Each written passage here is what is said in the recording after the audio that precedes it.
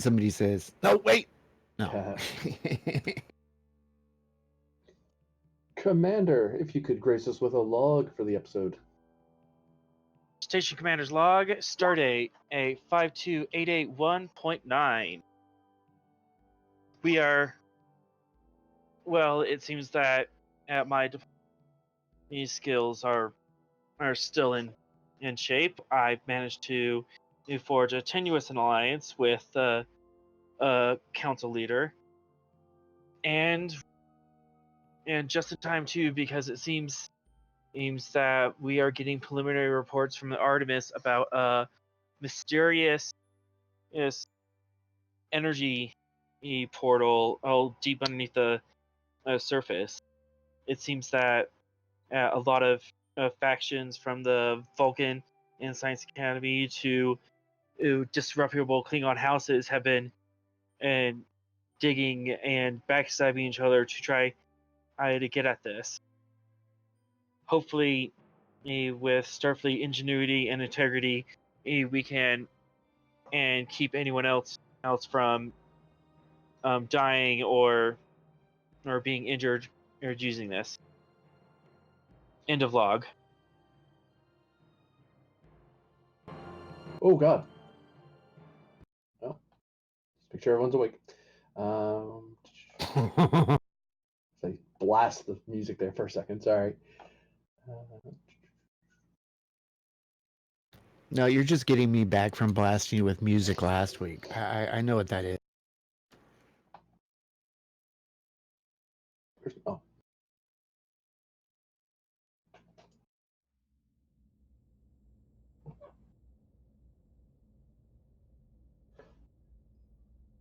I can tell my ADD is really kicking in though. Well, not today, but just in the sense in general, because I haven't been like listening to a lot of music for a few years, just because my patience to sit down and listen to a song when I could do other stuff that's funner, it's just always been on hold.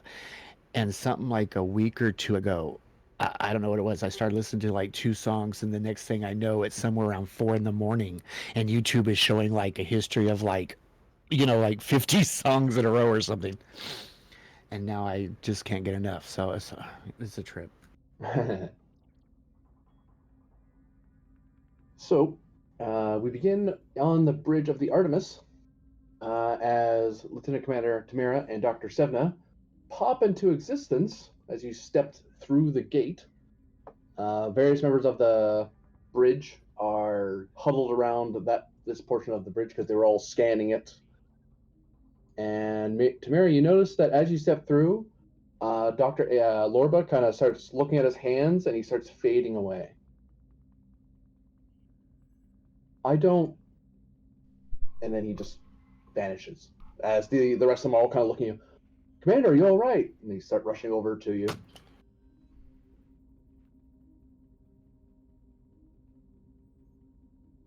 Yes. She seems rather, though, puzzled, especially for a Vulcan. So, out of character, real quick. So, the doctor is completely vanished. Yeah, he sort of like just slow. It's like someone took the fader and just slowly pulled him out of existence. I have a question though. Do we mean like out of existence, like Tamira's and on the planet when the guy just totally didn't exist and now all memory gone type it doesn't exist, or just we still remember but disappeared? Who knows? Okay, just wondering. This is me as one of the Starfleet people on the ship. Yes, asking the question. Maybe I don't know.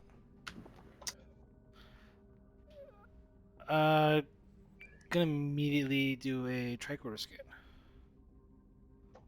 Give me reason science difficulty of. It did just happen, so difficulty 3. Quantum mechanics or temporal mechanics? Yes.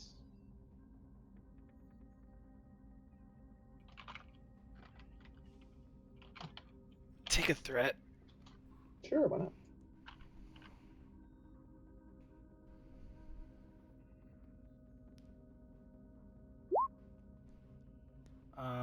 I'm gonna chance it and I'm gonna reroll that 0.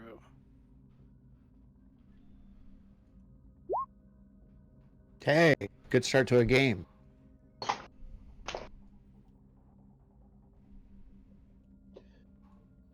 As you begin scanning, you notice that there is the trace amounts that are fading very rapidly of the gates quantum shifting.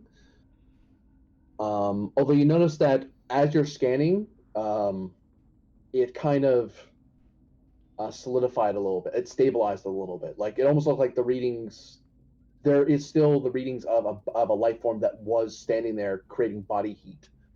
So the presence of a life form that was there seconds ago, that isn't there right now, but you're still detecting it. But it almost seemed like on your tricorder that was fading as fast as the quantum shift was. Quantum shift still fades, and right before your eyes, but the life form reading kind of stabilizes, but in the sense that there's a trace amount that someone was there, but they are there no longer.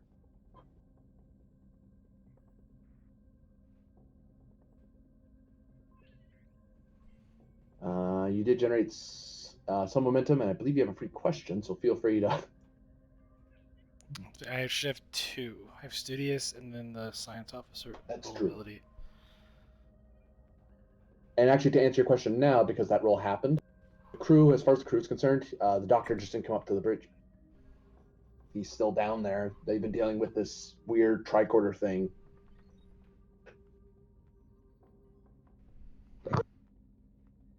And then the appearance of their senior officer got just popping into existence. Is there any trace of the energy signal signature from the portal? I'll give that to you for free because the trace is fading. It's almost like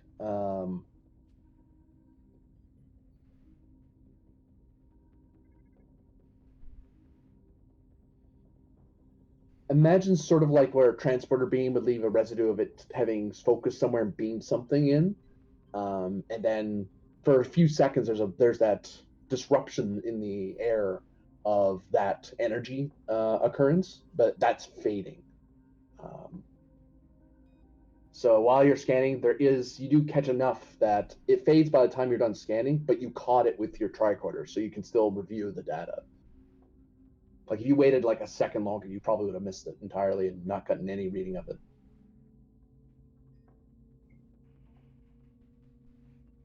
So is like the reading itself, it's like fading fast and rapidly.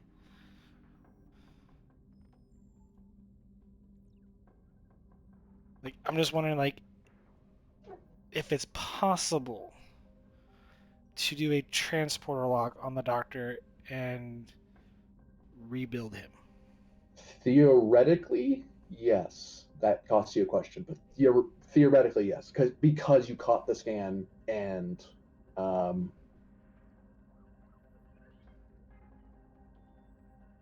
because you have a reading and you have what quantum shift direction he was going into, because he's basically shifted out of this existence.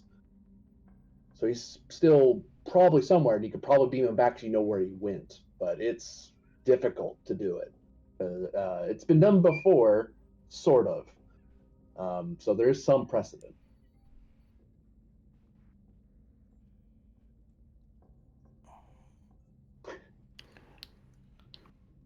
Could I feed a set of coordinates to someone in the transporter room to conduct a transporter beam from that exact location? You could. Okay, I'm going to attempt that. Reika here, Oh, the difficulty of that. or what's her name? Chief Petty Sataria?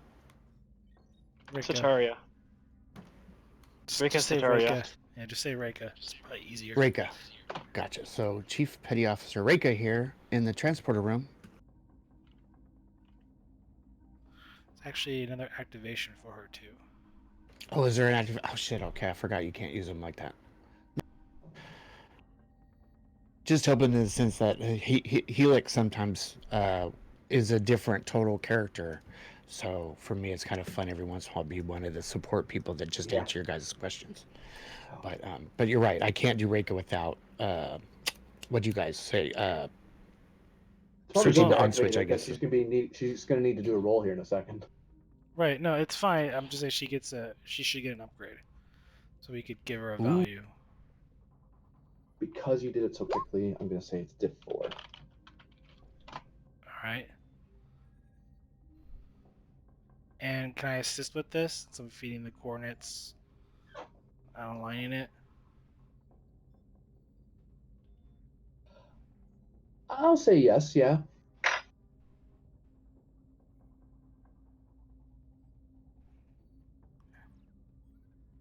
Okay, her talent is technical expertise whenever you attempt a task assisted by the ship's computers and sensors also. So that's another part of it since you're doing a beam out, right? With that Yeah, because it always uses the ship sensors. Well, It's a great talent for them to have. I was thinking about giving her a value real quick. She could use that determination spend.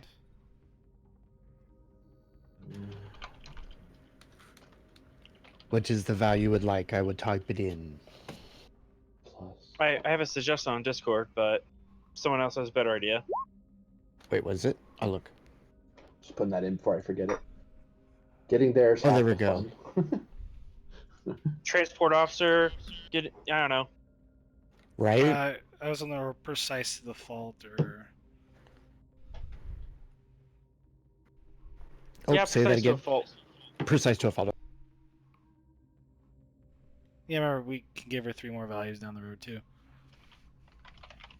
All right, precise to a fault has been entered. Will that count for the determination spend, GM? No, yeah, it does. Okay. Okay.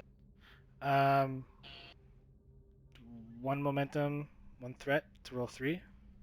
Okay. I'm thinking. Yep, I'm just And setting up the numbers and you tell me what to roll. Absolutely. what end am I assisting with for Tamira? Okay, I would control say engineering. control engineering. Okay, and that's what she's got to set to 3, set to yes. And here is Sensor operations or quantum mechanics? I'll give you that. Man. At least the ship's helping you too. The ship. But, Yeah, we still that'll need be the all. ship. Yeah, She does hopefully get a one of reroll, them, but both of them get a 2. She does? Well, hold on, wait, because it Talent. can also reroll the ship too. So Yeah. Attempt to assist by the ship's computers. You may re-roll 1d20, which may be the ship's. Okay, good. Technical expertise, I think, is the only one that does that. That lets you re-roll the ship stuff. I can't think of another talent that lets you do that. Jamie says, now not Reika, but Jamie says, I think the doctor's gone. not yet. I'll get the ship real quick. 2, 3. If you have 3 at the moment, that's 4. That's 4, Okay, yeah, you with the can determination. You can re-roll 1. Okay. I'll set it to 1. Da-da-da-da-da. Oh, look at that. Gain some momentum. That's a makeup. So 2 momentum, yeah. Spend 2 threat. Reika will respond with, do I have him or not? So, I see something Beams in the right buff. where you're standing, and he falls over. And then Reika will say something to the effect of, according to the transporter logs, it shows he's beamed onto the bridge. Did it happen? Wait, what? I said Reika will respond from the transporter room. I see the transporter pad says that he beamed up back on the bridge. No, hold on. So, Lorba just appeared and fell over? Yep. And what about 7A? 7 just kind of you're kind of focused on that. You notice that one of the officers kind of took him from you. Was like trying to hold him up because you were kind of like holding, because it looked like you were holding him for some reason. And then the guy's just limp in his arms. So he's checking on him.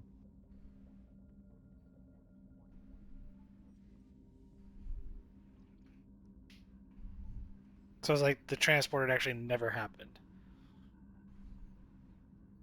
Like, I feel like I just... Damn, okay, temple mechanics.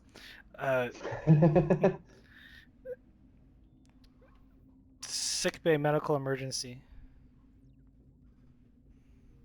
And she's gonna... She looks at this, I was like, secure Dr. Sevna, and she's gonna walk over to Ebna. Or Whoops, wrong Ebna. button. Oh. Lorba. I'm like, what now? Commander, spatial anomaly, right off the port bow. We're starting to be pulled into the planet. Evasive maneuvers move us away from the planet.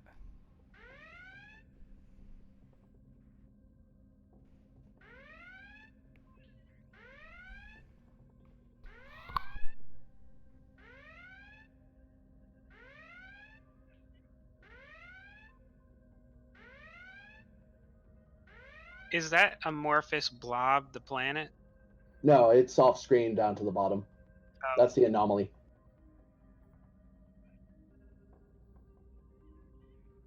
Meanwhile, on the station, you hear that as you finally escorted the council, you've sat in your office, you just did your log, and now there's alarms blaring all around you. I tap my comm badge as Commander Ray to Ops. Ops here. What's the alarm about? Spatial anomaly. It's just appeared right next to the Artemis. It's affecting our orbit. We're firing maneuvering thrusters now to keep us in position, but I'm not sure how long we can keep this up. I'm on my way. I make my way to Ops.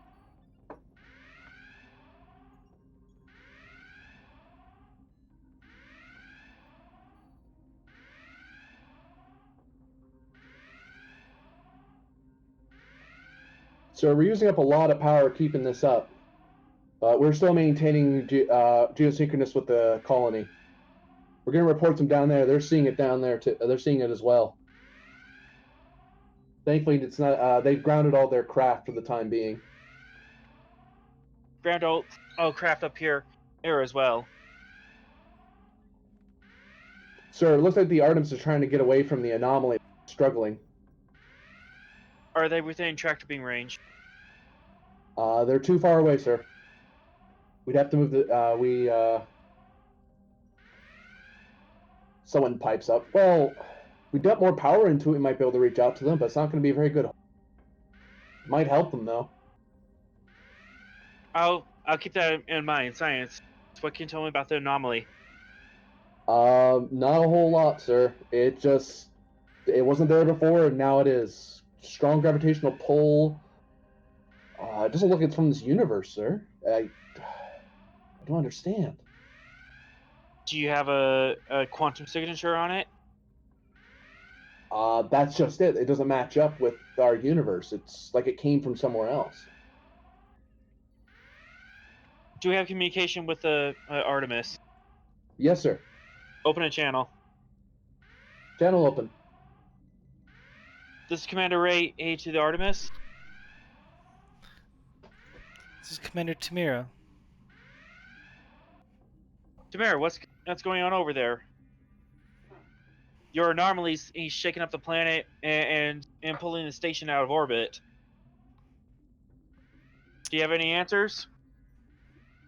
Not at this time. The only thing I can give you, sir, is that myself and Dr. Senna went through the anomaly to board the Artemis after he beamed down. I subdued him. When I noticed that he was starting to fade out of existence, I attempted a rather reckless maneuver and had him beamed attempted to beam into the transporter when then he reappeared. Both him and Dr.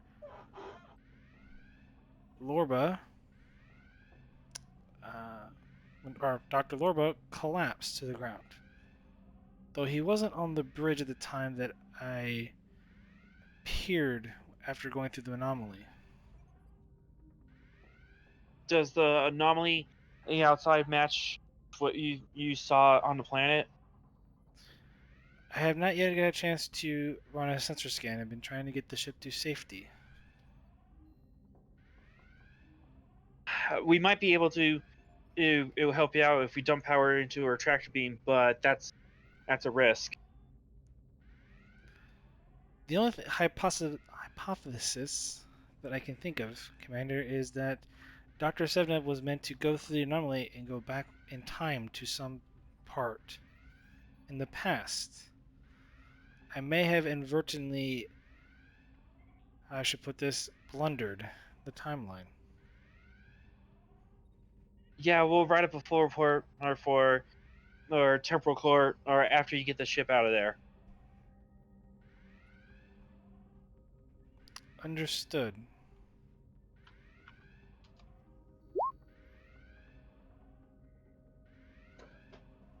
Both the station and the Artemis have used 1 power to maintain their current position. Okay. I'm gonna start commanding crews on the station and to work on the power situation. Try to keep us in orbit as long as possible. You can give me presence plus engineering or presence command difficulty 2 to organize that. Focus on composure. I'll give it to you. Get a momentum. For the time being, you've stabilized any further power drain. As long as the anomaly doesn't get much bigger, even then, you basically have created resistance to the anomaly because you've kind of instructed your staff to make adjustments. Okay, and I also want my science teams here on the station to coordinate with whatever the Artemis sensors can give them and work on problem solving this anomaly as fast as possible.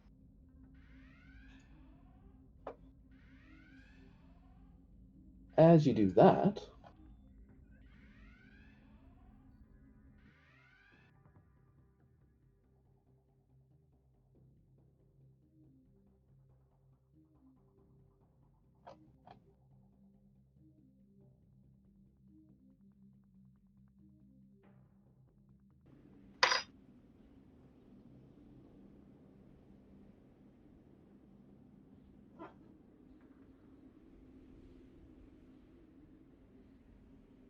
Mr. Shran.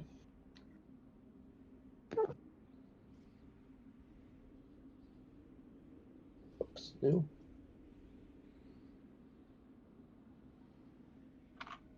You are on the planet below.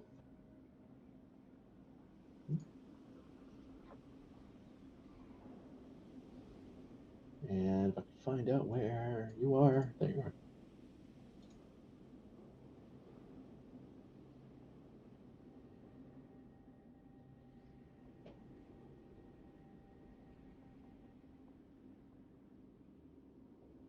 You with us, Shran? Yep. As you've secured your prisoners, your fight and your men are able to finally step out of their hiding spots now that the shooting has stopped. You notice You notice the winds start whipping a lot more violently that night, and you see a blue light in the sky that just seems to shine brighter than the moon.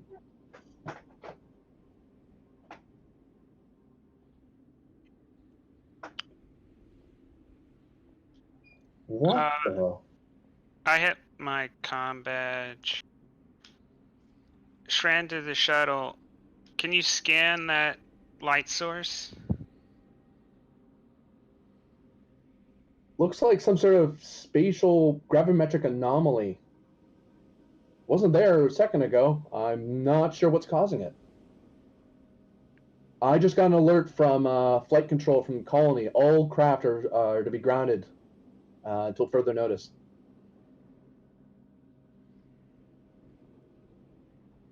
Apparently, it's forcing craft into the planet with increased gravity.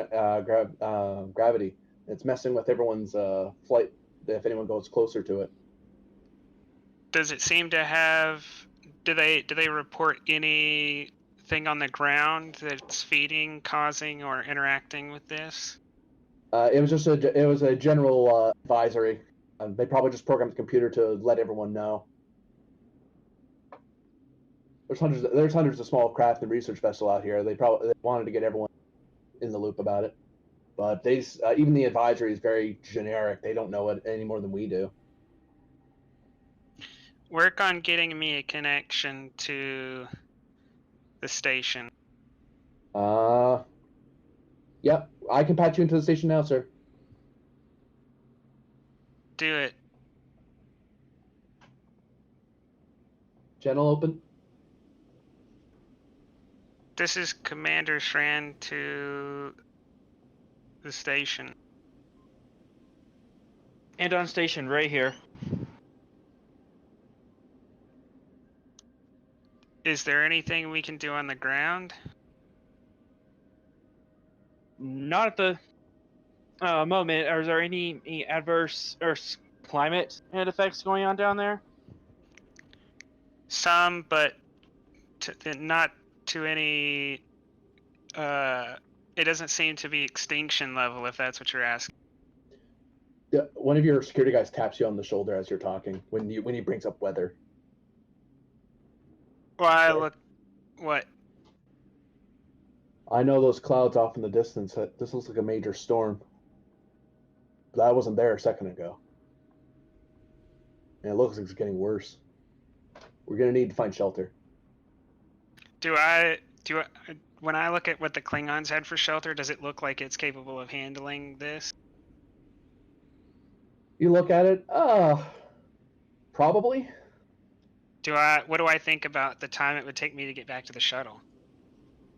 If it was just you and your men hoofing it through the snow, no problem. But you got 3 Klingons and all their gear. That's a lot of weight. You could make it, but it'd be a task, to put it that way.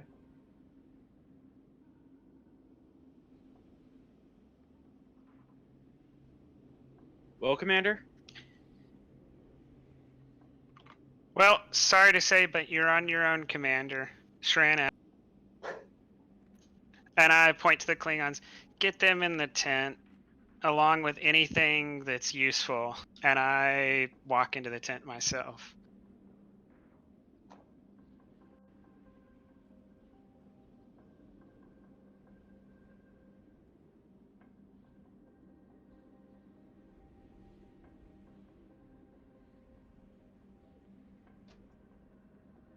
They're able to. They start having to clear some of the table space. It's kind of cramped. It looks like it was only really meant for 3 people. But you're soldiers. You've been in worse accommodations in bad weather, so they make the room. But to make sure that your guys don't screw this up or don't secure the tent properly, because you probably don't want to depend on this structure on the faith of these people, you're going to need to do a presence plus command. Or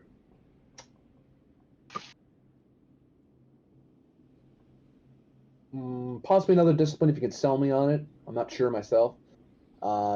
Difficulty of 2 to get this structure and get yourselves hunkered down while the storm comes in.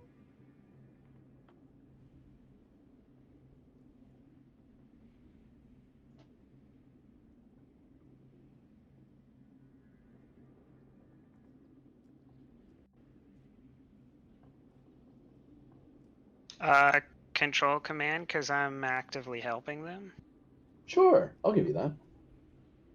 Giving them detailed instructions, telling them exactly what you want them to do. Doing some of it yourself. Survival. Yes.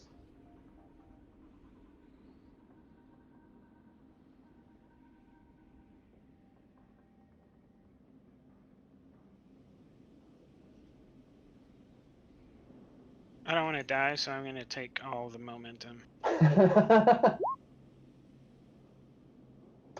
Get one of it back.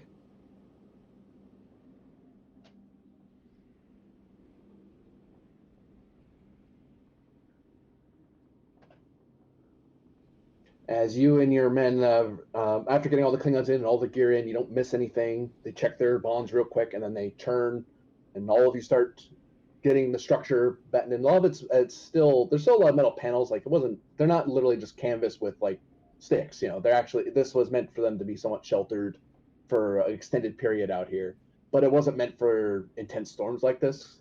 Look, and from when you work on it, it looks like they weren't expecting this thing to last more than a year. So it was a quick, we're here, we're going to do something, and we don't care if this thing falls apart. You start grabbing stuff, your men start grabbing stuff, start reinforcing bits of it, adjusting certain things. Can I give the Klingon something to sedate them for a while? Maybe half a day or more? 12 hours or more?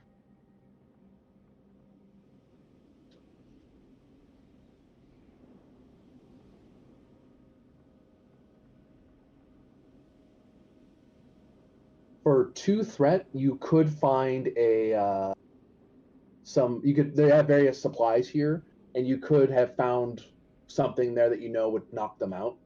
Because it's Sure. Klingon medicine, so you're not sure, but it's like, this should work. Well, if I need to see if I do it right, I have a medicine of 3. Yeah, the 2 threats just making that a thing that's available.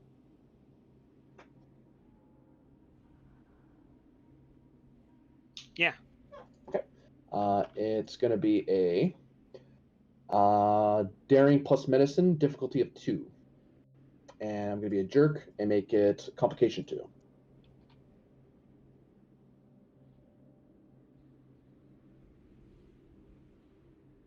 No, stop. Roll 20, stop. There. Everything's all messed up. I'm going to be a jerk again and take the momentum.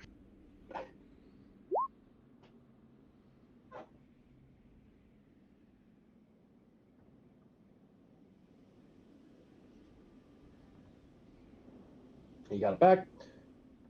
As you're able to, you recognize a Klingon sedative and the needle that's used to use it to apply it. It's more of it's a painkiller more than anything, but you know, if you put in the right amounts, they'll stay unconscious. You inject a very generous amount because they are Klingons. They're kind of resistant, so as you inject them, you think about your battlefield medicine, about Klingons and the reports on them, and yeah, you look at your empty syringe, and they're not getting up anytime soon. They actually will need a stimulant to wake them out of what you just not out of being knocked out like that.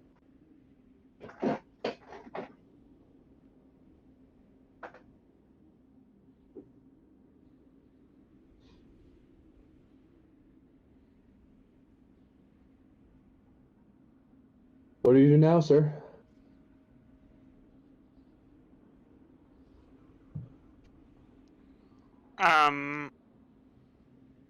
While I'm talking to him, I'm going to be looking for if they have any food. Now we sit and wait, and hopefully we're not stuck with gah. There actually seems to be a generous amount of food here. Some of it looks to be half packed, like they were getting ready to go on an expedition.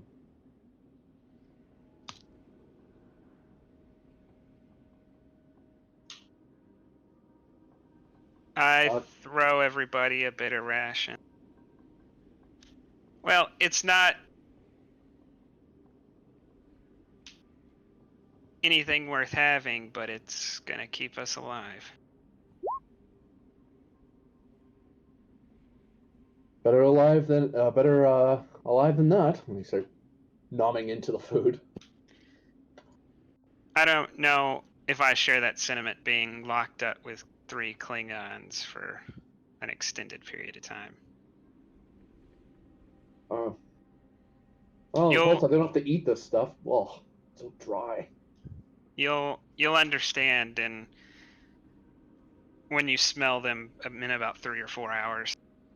Well, shuttle to commander. This is Shran. What's your status? Are you coming back or? We're hunkering down here. You can hunker down in place.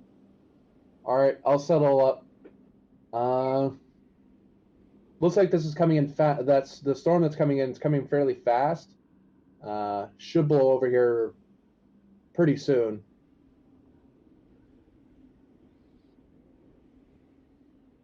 Go ahead and throw on or prepare an emergency beacon. Will do, sir.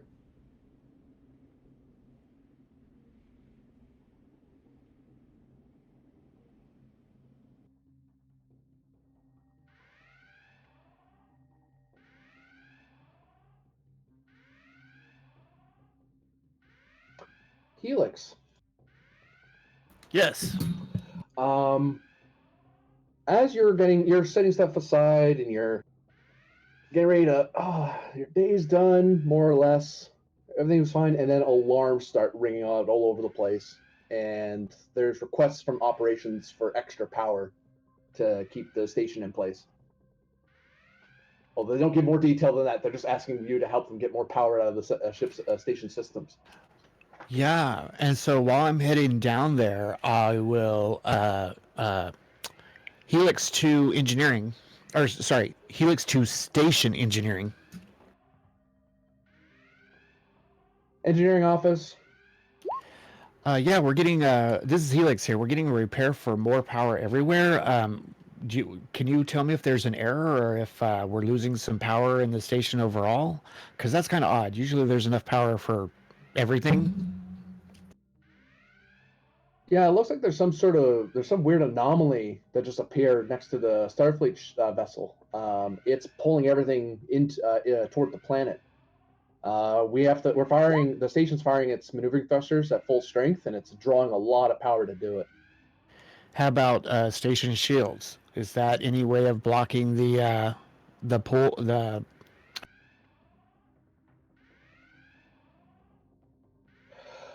Effect? It wouldn't affect the gravity, sir. It doesn't Helix. It's I mean, it'll save us if we start getting into the atmosphere, but Yeah, I understand what you mean. You know, and Jamie, to you, I get what you mean in the sense of the shields sometimes block some stuff, but in the sense of still normal space maneuvers and movement and all of that, it's just a shield. Yeah. Um. All right, I'm on my way. And then I will call Commander whoever's on the station bridge. station operations. Station operations is Helix. Operation is right here. Hello, Mr. Ray. Uh, we are. I'm getting the understanding from right exactly. I've been getting information from the rest of the station that we're having a serious power drain. That's unusual for us. Can you tell me about the occurrence out there so when I hit the engineering, I'm possibly figure out how to staunch the situation? Unfortunately, we don't have much information on it. It's a gravimetric anomaly. Several thousand kilometers away. The Artemis is getting pulled into it. It looks like it is causing a disturbance in our orbit. We're firing our thrusters as hard as we can, and to stay in orbit. If you have any tricks to help with that, I would greatly appreciate it. Well, I mean, we got a big power drain going on, you know, but I mean, I'll have engineering start turning on some spares. I mean, it's not going to be much, as you know, but I will also check to see if we can get maybe not a transporter lock, but a tractor beam lock on the Artemis. If there's any issue, maybe pull Artemis back towards us. But my worry, though, is if I put a tractor beam and I start pulling it this way, that the reverse force, you know, the good old E equals MC squared, is actually going to pull us closer that way too, in the sense of the pull. But we will check into it for you. Right now, let's just focus on keeping us in orbit. I have science and engineering teams working on pulling the Artemis out and possibly negating the anomaly. Just keep us in the sky. I'll take care of the rest for now.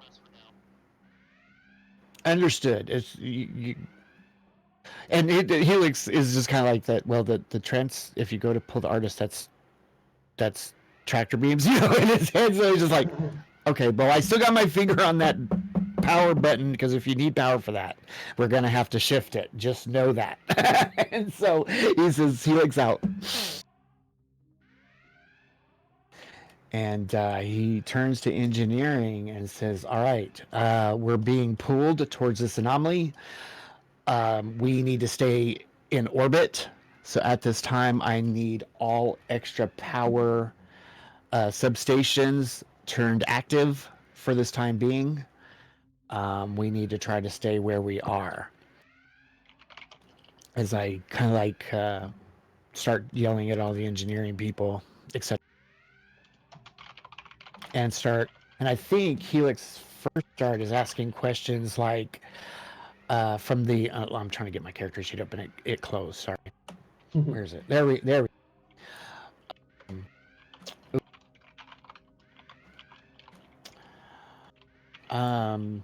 System maintenance is not what I want. Well, yeah. I mean, system maintenance, emergency diagnostics. There we go. That's the one I want. Diagnostics. I seriously need to know on how it's pulling on our power, how that might be. Because my initial thought is maybe just like power can be amplified one direction, can be reversed, amplified a different direction with the field to maybe take that power and make it smaller. And so that's the kind of like the first thing that Helix is thinking of is diagnosing the situation and making that power that's pulling us minute. I'll call that a control engineering task. Assisted by the station's engines engineering. Difficulty 2 to pull that off. Okay, so I got me, and you said control engineering. I can't hit the station. Okay. Let's see.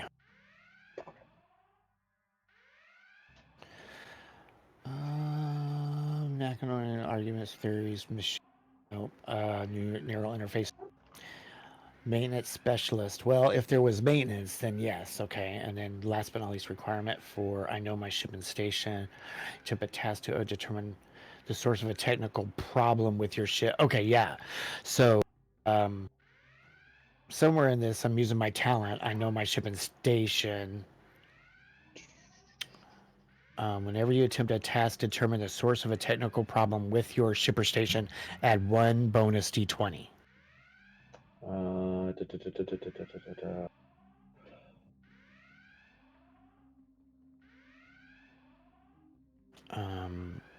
Now, with that talent, do I automatically just now instead of having 2 dice, make that 3 dice right there off the board without payment yet? But the 4th die still costs 3, right?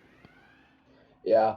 I'm going to nix that. It's not a because it's not your fall isn't the station's failure. It's an external force trying to pull you.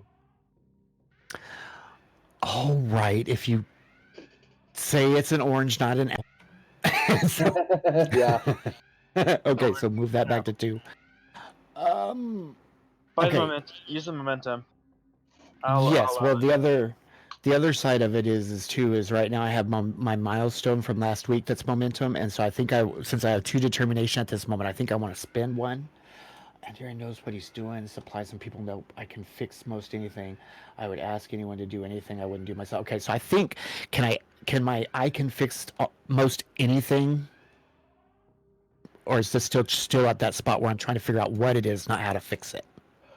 No, I'll give you that because you kind of know what the problem is. It's a big gravity well trying to in a sense, trying to make the station go somewhere. And you're trying to help the station not have to do that. So that would apply. Gotcha. Okay, so I will spend 1 momentum and 1 threat so that I can have, and then hopefully again diagnostics or structural engineering for my focus. I'll give you structural engineering. Yeah. Okay. And I hear that Ray has the ship covered, or the station covered, so here is my roll. Yes, so 2, 3, 4, 5, 6. And you said it was like a difficulty 3 or 4?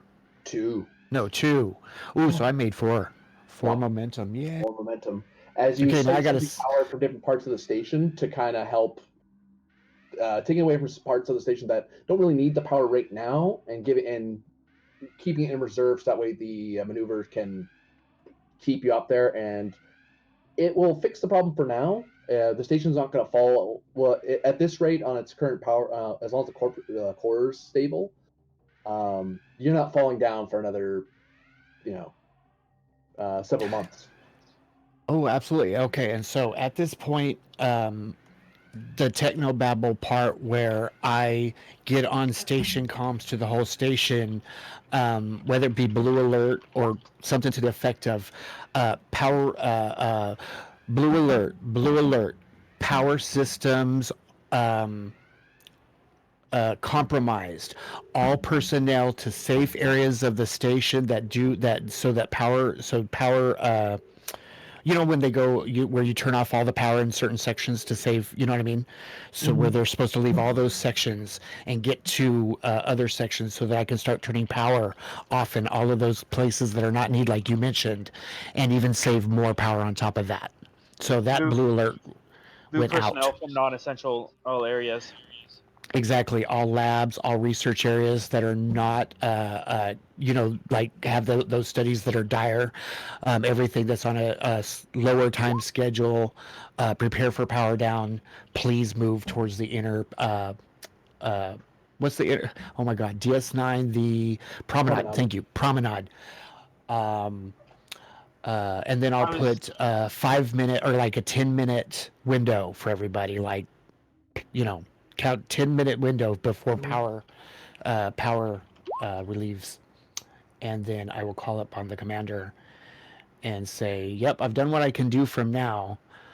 But as you hear from my blue alert, I'm trying to save us even more power in case of emergencies. But that's what you got. okay. And you, Would I be able to use my command presence and to help keep the populace calm? We got this under control. These are just precautionary measures. Ers, move to your emergency shelters. Ers in calm, orderly faction. Please don't stab each other. both Helix and the commander, you both can roll. One of you is the primary, one of you can be the help to basically, as you've been doing, trying to inform the people aboard station that you got this under control and you're trying to make sure they're going where they need to go. And no, don't go to your ships and start flying off because that's not going to Yeah, help. Right. ships are grounded, and we're shunting power from these non-essential areas. Please stay in your emergency shelters until further notice. I have a presence of 11 and either command 4, engineering 5. So depending on which one you require from me, it's either a 15 or a 16. So how do you fit with that, Ray, on who should be primary? I have a 16 aim, but I can also get a focus in persuasion. So, if you want to do Absolutely. Absolutely. Yes. No problem. You got that focus. So yes. I do not. I Good. also might have a talent. Defuse the tension and aid to not resort to violence. I'm trying to diffuse the tension, keep everyone calm, kind of preemptively diffuse the tension. I'm gonna waive that. They're not at that level of panic yet. You're just trying to make sure that they're doing they're following your orders, not taking things into their own hands. Okay. Okay. I'm just gonna roll 2 dice then. Yep. And then here's my presence engineering just to get. Oh Oh, no. it doesn't matter. Yeah, it doesn't matter. Ah. Unless you have a reroll. You can always use Um. determination. Yeah, I'm gonna have to use a determination on that. My value is never bargain with people's lives. I'll give that to you, yeah. Okay.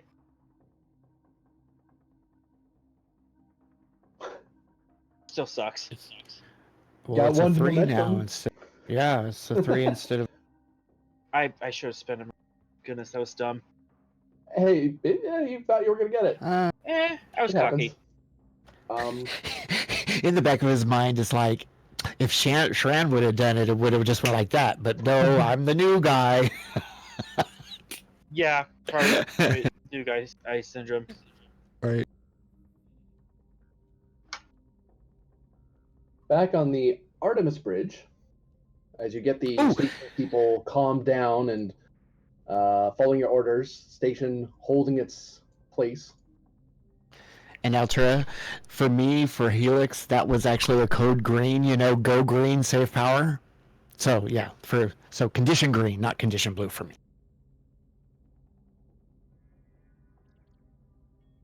Okay. I'm just being silly. That part doesn't matter. I'm just Tamira, you sent me a message just a little bit ago. You're having someone trying to wake up Dr. Sevna? Correct. But I have an idea. Uh-oh. May not like it. I wish to use the deflector dish to create a inverse graviton beam and direct it at the anomaly. I will call that. I have a question. Has it crossed anybody else's mind that if we just like throw him into the anomaly, this all goes away? That has definitely crossed my mind at the very beginning that this thing appeared, but I don't know if there's time to be down there. That's why I'm having them wake up, like have him being wake up. Oh, you meant through the. No, I meant chunk him into space into the actual anomaly. Wow. I don't know if that would fix it. I can't actually, do it, so it's all right. I don't think that will fix it. That's awesome. I mean, you have plenty of momentum to pull off bullshit. This would be the time. It's either that or I have. Oh no. Reika beam me and Dr. Sedna down to the surface. Tamara, remind me here. I'm trying to remember. With threat, you can raise complication. Can you raise diff with that as well, or does it cost more? Yes, it's 2. It's per always a diff instead of complication. It's always 2 per difficulty, so it's 4 to raise it up 2. It's 6 to raise it up by 3. Yeah. It's 2 just to raise it up by 1. It's the same thing for complications. So it's a daring science or engineering roll, difficulty 3. The ship can assist with structure plus. I'm going to call this engineering. Or actually, it'll be science or engineering depending on which way you're going about it. You're either programming it to do it, or you're getting people to manually start setting all the right settings on the deflector. Quantum mechanics? I'll give it to you.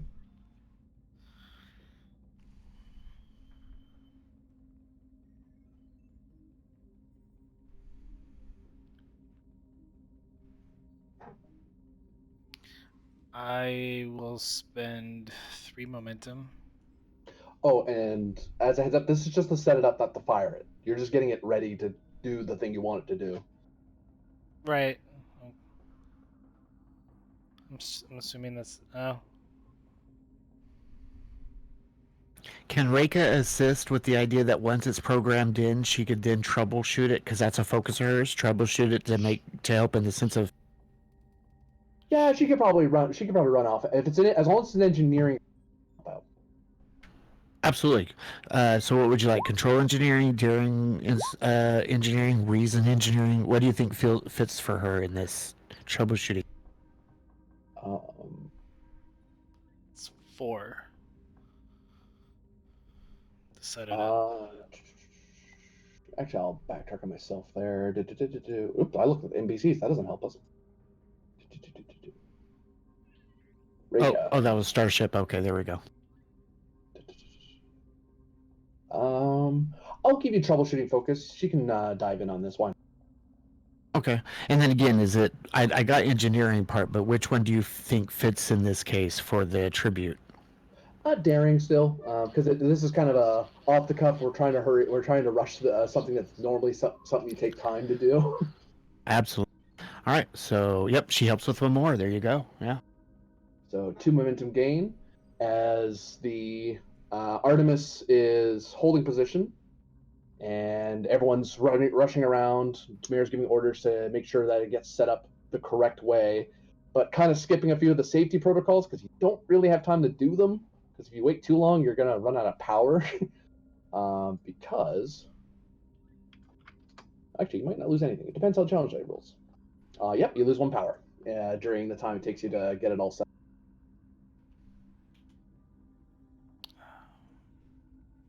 Ops initiate the deflector dish. I am. And that will be control security difficulty of 2. Assisted by ship's structure or weapons plus security. We have Saru. Said control security. Yes.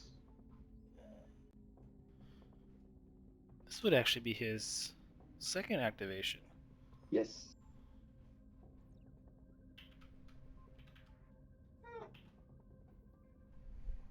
Do we need someone to play Saru? Yep, I got Reika, so you're... I'm Saru then. Well, this difficulty 2. I don't think he has a focus for this, so.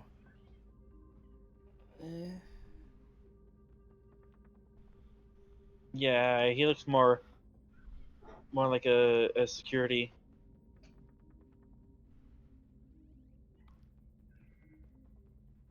We could wait for the what to give him, but it's difficulty 2.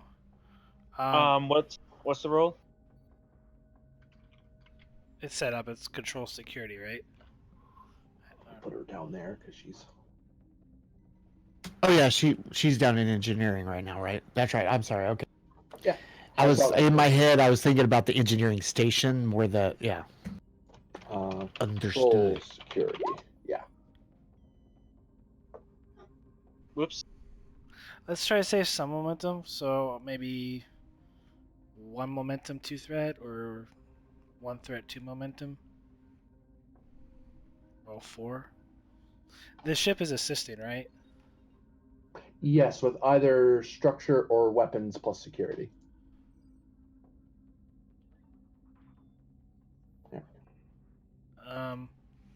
Maybe just give him a So- threat.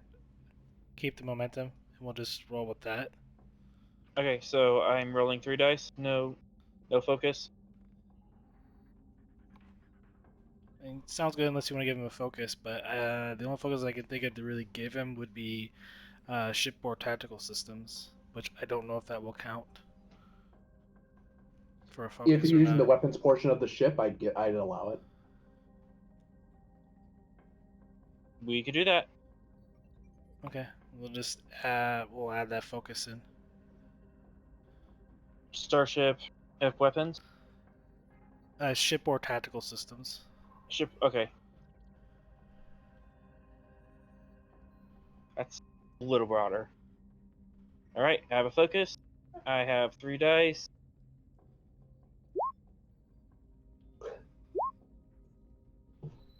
God. Wow. Wow. There's nothing we can do about that. Do you want to buy off that complication? Yeah, but I mean, there's nothing we can do about the roll. Yeah. You dump a bunch of. You fire into the anomaly.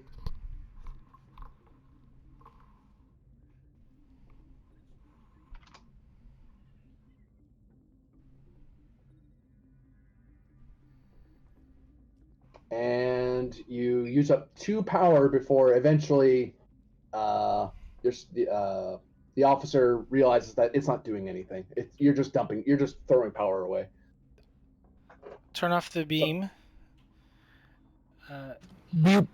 Reika, and she's gonna run over or grab Sevna, and I'm gonna give you a threat to grab an emergency medical kit. Sure. Reika, beam me and Dr. Sevna down to the to the cave. Yes, Commander. And so I have transporter replicators as a focus. I'm in the transporter transporter room, so we're good there. And then let's see, what's her talent? Whenever you attempt a task assisted by the ship's computers or sensors, you can reroll 1d20. Ooh, since this is a ship helping moment. So good. And this what is- is the ship helping with? Sensors, I imagine. Yeah. You know what? I totally forgot to buy dice, but look at that. And Yeah, complication it's doesn't affect difficulty you. 4 though. You guys got to look at the difficulty before you roll. Yes, that's why I just said that. So it being an NPC, I kind of that. So would I be able to roll spin? Hold on. Reroll the ship because you have technical expertise. Yeah, you might get that. That's true. Yeah, You almost got it I'm on your just own. well, and that's the part where I'm like, right when I roll it and saw the 3, I got distracted. So I'm just wondering if I would still be able to spend momentum for a third die I'll allow it. And for the Reika. Yeah, okay. So this is the one for. Actually, I'll just roll 2, and then that'll cover that. You can only The roll reroll and the. No, one is for Altera. Let me roll the third purchase, and then the other die is for the reroll of the talent. So no, there's 2 different things going on. So Yeah, the so there first we number go. is 18, so that whiffed. Her extra died whiffed. However, the ship with a 2 definitely fits under the sense of engineering. So you actually gain 1 momentum. You probably don't want to bring along this guy. I imagine you're not bringing along this guy. You're bringing down just you two. And believe me, Alter, I do appreciate it because I know, like, future on, you usually wouldn't. It's just one of those moments in my head where I was using the support character, so I didn't think of buying dice. Yeah, and so thank you for letting me do that. And correct me if I'm wrong, Tamira. You wanted just you and Sevna, right? Correct. Okay. And a mid. Copy. New scene. Yeah, I get you, man. It's one of those moments where you hiccup and you're like, wait, what? Oh shoot! Not what I meant to do. Right. Dang it.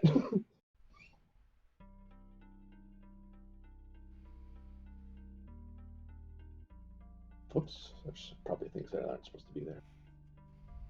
But yeah, I gave you a threat for emergency medical. Yeah, I got the little while ago, I believe. So I'm sitting at 7. Where am I? There we go.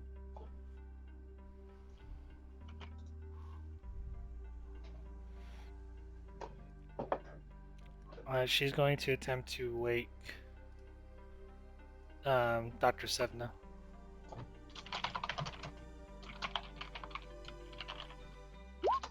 Daring medicine, difficulty 2.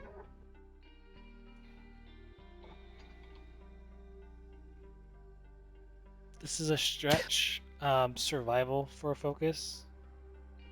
Decrease complication. Done. Take 2 threat. Sure. I'm going to spend it immediately for a complication. Increase the complication range or a No, I'm creating a problem that's happening while you're doing this.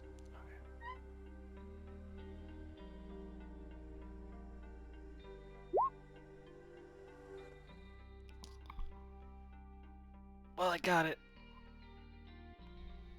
And there's a complication. I get my threat anyway. He kind of slowly comes to, his eyes kind of fluttering. Oh.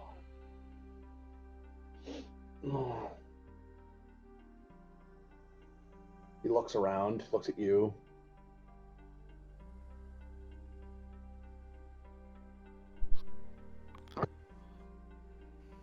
Doctor, we have a situation. What were you trying to do?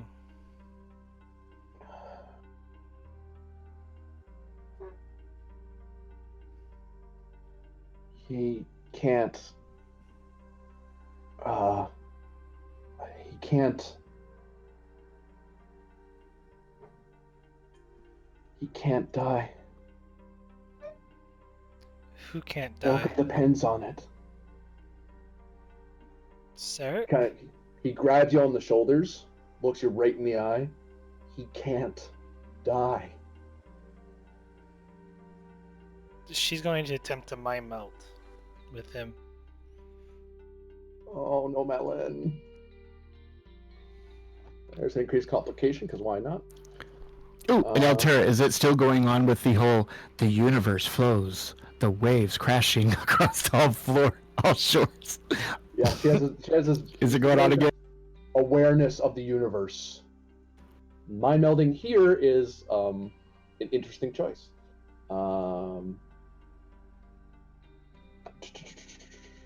Anything only- will be easier. The only reason doing the mind meld is to get the thought of who he's thinking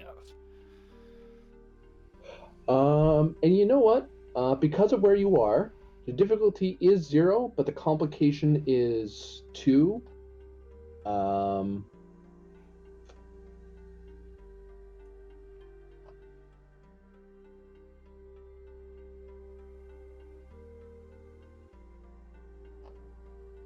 The truth is freedom.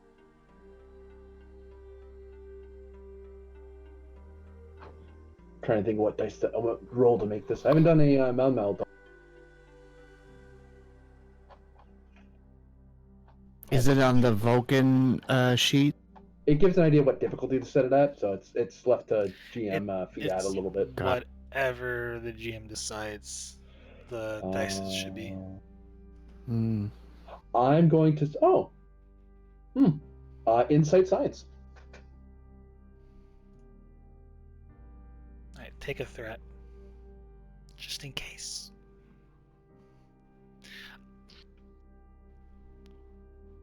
Vulcan martial arts for a focus? Probably not. No. Survival? Mental martial art. Survival?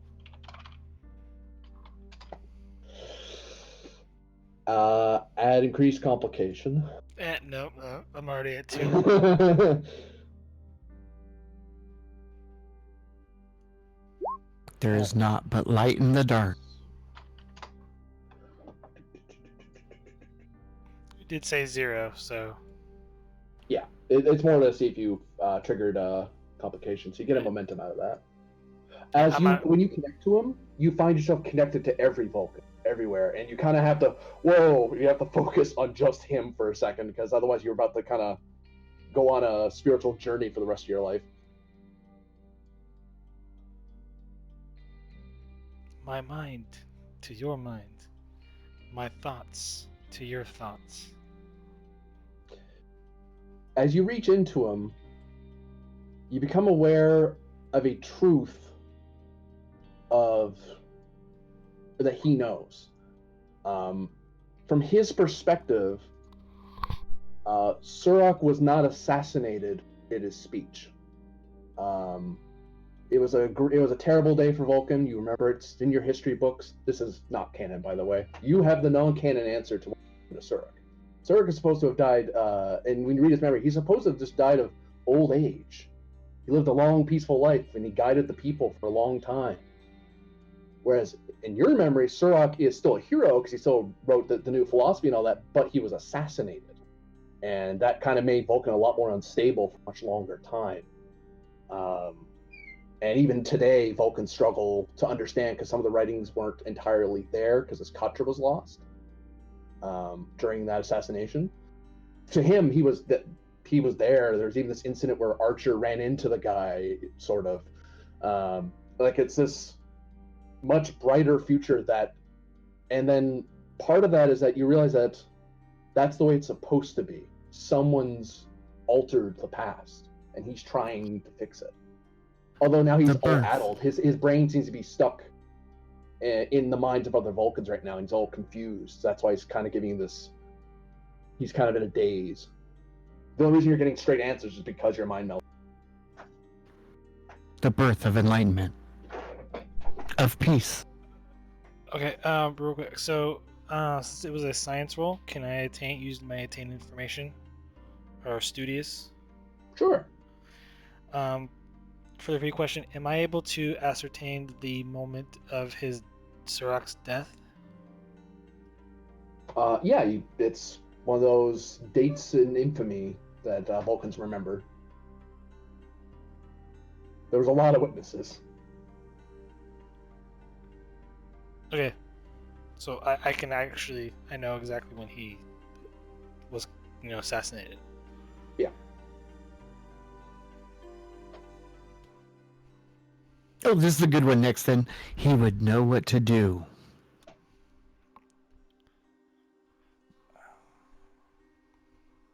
You can't die. And he passes out. And in the meld, you can tell that he's just, his mind's lost and in the minds of Vulcans in this universe and every other universe. You almost feel like you're being pulled with them if you hang on to him. I let go of the mind meld, and I concentrate, not at the exact moment, but looking through the anomaly, try to see who the assassin was. Like, try to fixate on that moment that he supposedly was killed to see if I can get a glimpse of who killed him. You can try insight plus science or con. The difficulty is 4 because in your history, the assassin was unidentifiable at the time. He basically was disintegrated by security staff immediately after killing Surak. So the memory of what he looks like is vague, but you might remember a report that you read once or an archaeological dig you remember once. And get some and find out an answer that's useful to you. Okay. Or just force the universe to give you the right answer. Which would be presence, actually, come to think of it. Presence plus command. Right? And then you hear, he's there. I'll just do the insight science roll because that's better odds. Fair enough. Temple mechanics for focus. Yes. You said difficulty 4. Yes.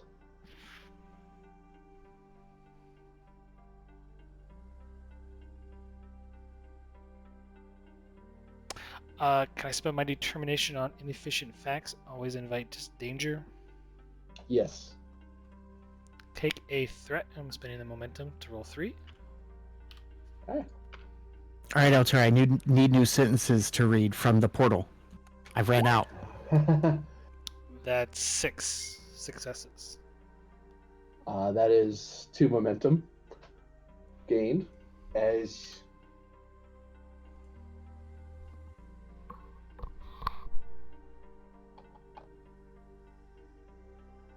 you get an image. The answer lies in the light, not in dark. And you actually see a face of what appears to be a Vulcan, kind of nondescript. To pull an Earth phrase, Johnny every Vulcan. You know what I mean? You would never be able to tell him apart from most people. But then, as you think about it,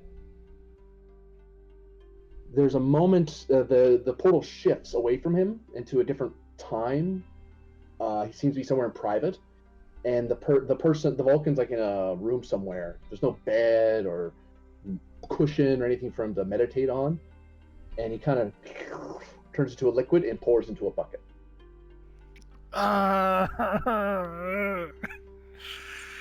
Okay. I don't have a line to read for you for that one. I don't. I know what it is. Because I think I've read them all. The universe flows. Yep, that one. Not in the dark. Yeah. You are not alone. Got it. Yeah.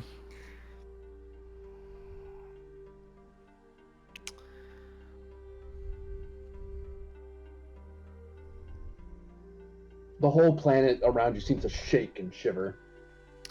So, she's going to go back. So there's a couple ways I can handle this that I'm thinking on a character real quick. I could go back in time and stop myself and let Sevna go through. to complete his mission. Or I can go back in time and sacrifice myself, fix all this shit.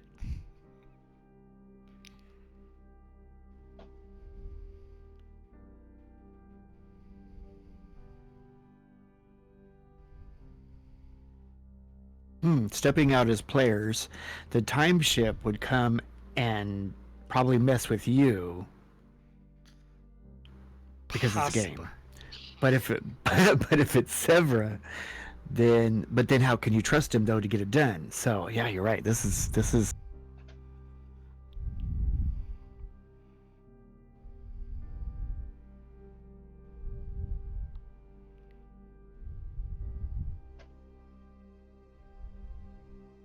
Screw it. I'm gonna grab Sevna. I'm going to focus on the moment in time, months before the assassination. Oh, weeks maybe to a month before the assassination, Mm-hmm. and focus on that moment in time. Mm-hmm. And I'm gonna go walk through the portal with Sevna. Hopefully he recovers.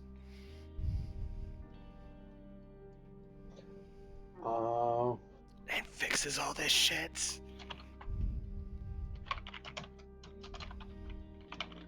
I broke time. I have to fix it. Sorry. Right? Sorry. All of You a have sudden, to that fix it. guy that disappeared returns. Can you fix Where'd they time go? with help, though? Not anymore. As you start approaching the gate, you feel your mind and his drifting, and there's a moment where you're not sure if he's supposed to come with you, he's supposed to go alone, or if it's you. You can make a wild guess, and you might be right, or you can roll, and hopefully you'll understand what's supposed to happen. I'm just gonna spend a momentum. I'm assuming I have no focus. Yeah. Make the roll. I'm gonna check real quick. I'm gonna say no. Well, sorry, I'm assuming I have no focus for this. Yeah. You're not versed in time travel. Apparently, Apparently, I the am. dice say otherwise, right? Wow, Prax, all the days of horrible rolls, you're like, today is making up for it. That's awesome.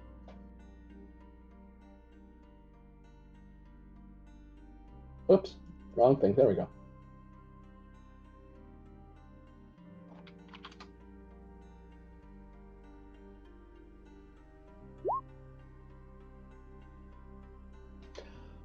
Gain 3 momentum.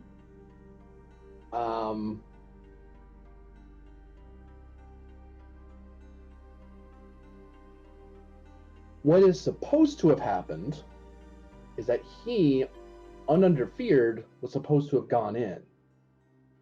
In his current state, you don't think he's of any help. He's part of this universe now, and his body's with you, but his mind isn't.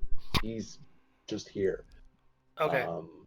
If you threw him in by himself, it'd be the worst scenario. Bring him with Right. you. He might be healed and might continue his mission, but you on your own is the safe, quote unquote, the safest way.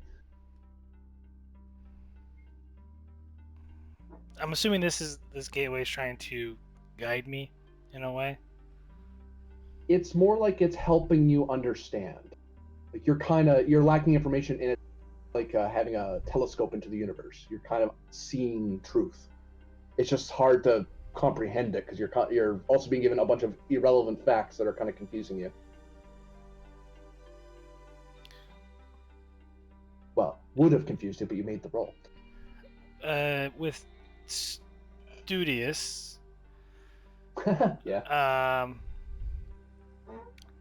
could I understand that maybe going back and stopping myself allow him to go back to complete the mission? be the better course, Yes. or am I one I that love has to go back and do it now? That's the better course because it aligns with what was supposed to be. Okay, then I'm going to lay Sedna down and focus on that moment right before I stopped him and go through the portal then.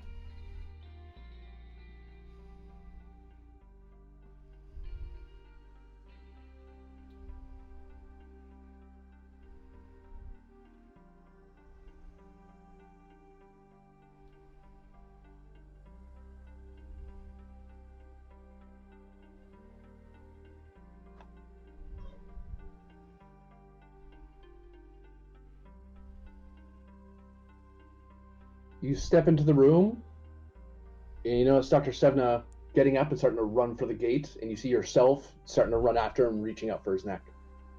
I'm gonna jump myself and attempt to nerve pitch myself. Phrasing. Now, just a weird moment. So a Oh, body double of you has jumped out of the shadows trying to nerve pinch you as you're trying to stop Sevna. And it looks real. It doesn't look like a ghost. So I'm assuming I'm playing myself as well, past self and future self. Yeah, that's not Yeah? confusing at all. Just okay. um, I'm just gonna say we knock each other down. She says, you know," and the future self's like, "He has to go through." you. Current you can try a presence plus command opposed by yourself because your past self has every reason to believe that this is an illusion. Okay. It's kind of Oh, trickery. yeah, that's Roll Okay. it straight. Roll it straight twice. Yeah, that's just what's gonna happen. So, first one's past, second one is future. Please pass self fail. And where do you spin the dice? I think there's an opposed attack roll here as past self is going to try and nerve pinch you because nope, that's an illusion. That's fine. So Well, hey, nerve pinching yourself is still better than nerve pinching Dr. Butthead who needs to go through the portal. So, past self, future self. Past self is kicking my ass.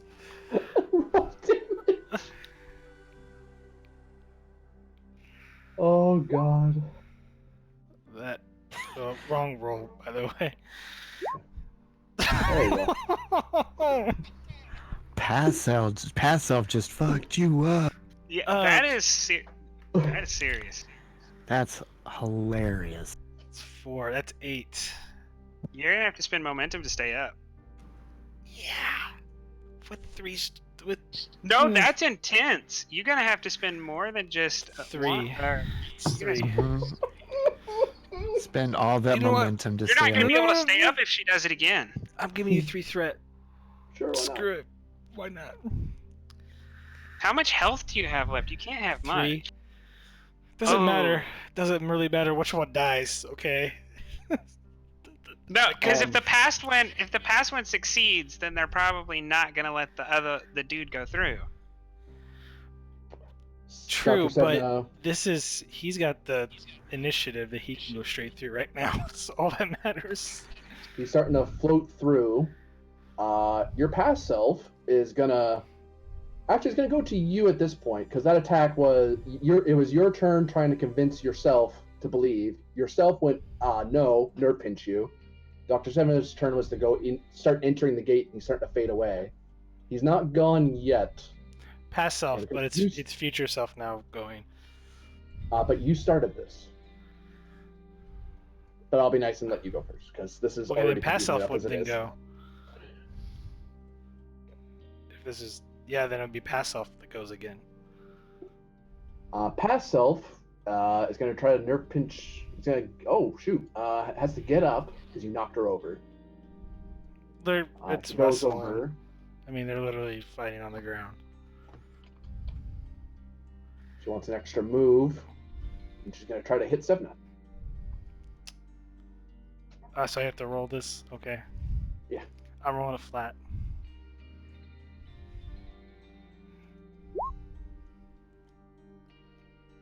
And as the past records, he failed this check, so a thud.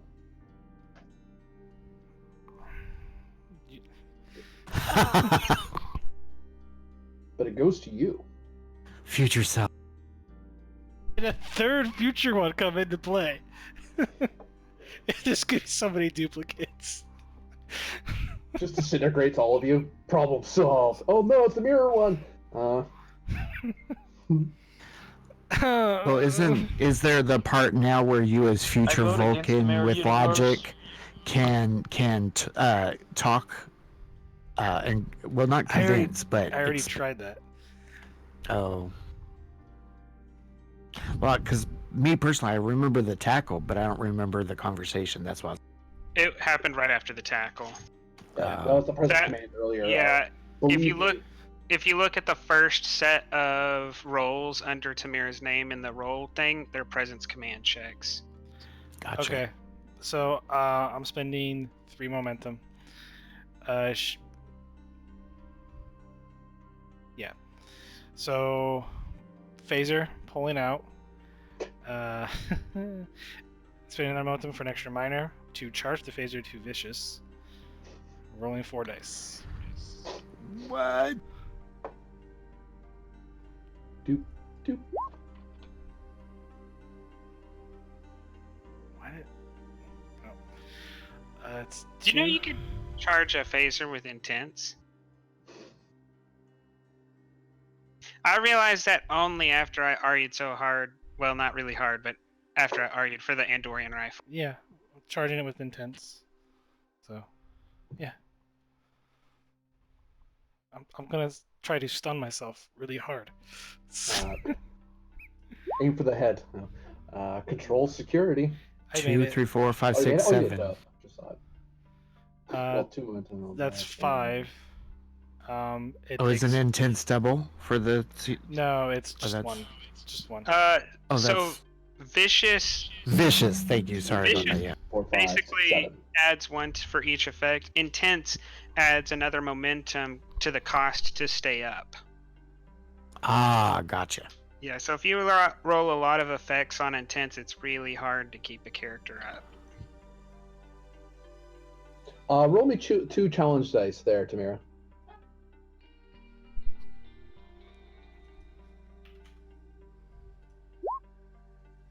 As you take 1 stress, as you see your past self get shot, and you can feel the pain reverberate through you, only like a memory.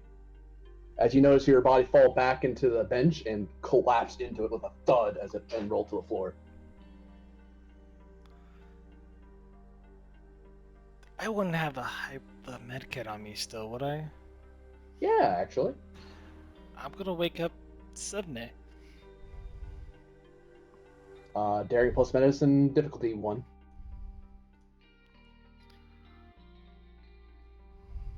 Spending a momentum. Can't imagine why.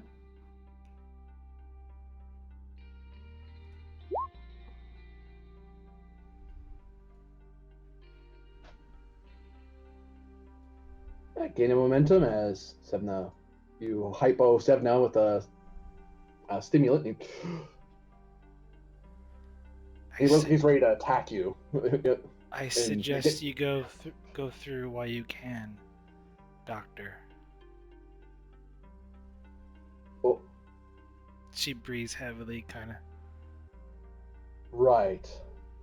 I'm correcting my mistake. It's only logical.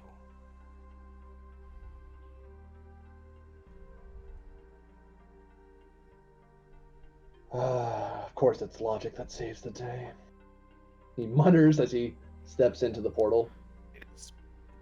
Be careful. He is not what he seems. Don't worry. I've fought changelings before.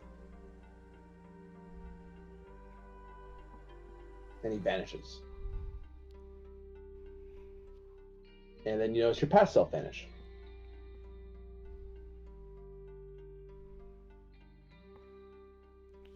Fascinating.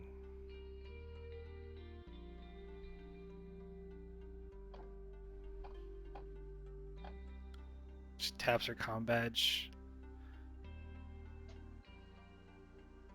Lieutenant Commander Tamira to Artemis. Artemis here, Lieutenant Commander. Everything all right down there? What is the status of the ship? Station keeping, geosynchronous over the elevator. Eh. Good connection with the sensors. Doctor is unwell, so he's been relieved for the time being. Seems disoriented. And what of the anomaly? Commander? Yeah, right. What anomaly? I don't think I heard you correctly.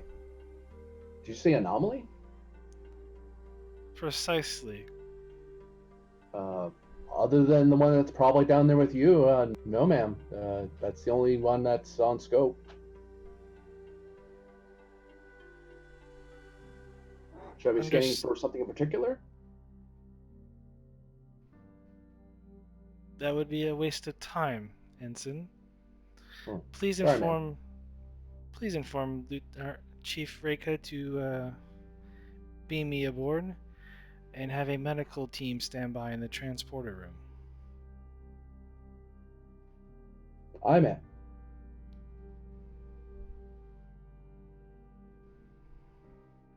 And she just kind of looks at the anomaly and thinks for a moment to see what he was doing. Somewhere during the speech that that Sark was giving to the people, but behind some rocks nearby, because they're kind of outside, he wrestled with a changeling. The changeling smucked him into a rock. He fell over, bleeding from his head. He looks badly injured. He kind of takes a phaser from his hip, taps at it, and just disintegrates the changeling and just collapses. And then some Vulcans kind of come around, as they must have heard the phaser fire. You can't hear anything, but you can see. And they kind of look at him, and they look around at the ashes, and they start tending to him. And then the memory fades, and then the image fades because that's not your history. That's this place's history.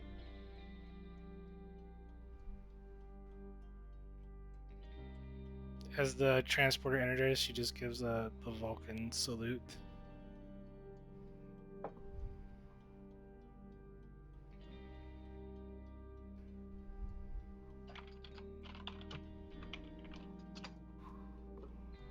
New scene. As 4 days have passed since the incident. There was no storm. There was no anomaly. Right? That was a rubber band, back and forth, and then 4. Yay. So You never had to take shelter because no storm happened. But we will cut to you because we need to figure out what your plan was exactly. Right? I mean, is this before he took down the Klingons? After? You know what I mean? Where was? Because as he was still on his way to the Klingons before, or the event happened, so. The anomaly didn't show up until after he'd already shot them down. Shran, from your point of view, as we wind back in time real quick, because we do need to resolve that. So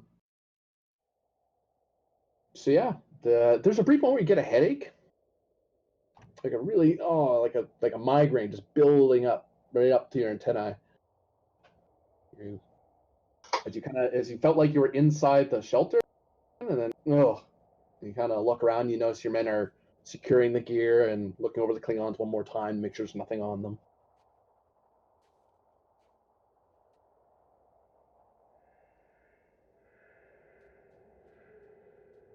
Sir, you all right?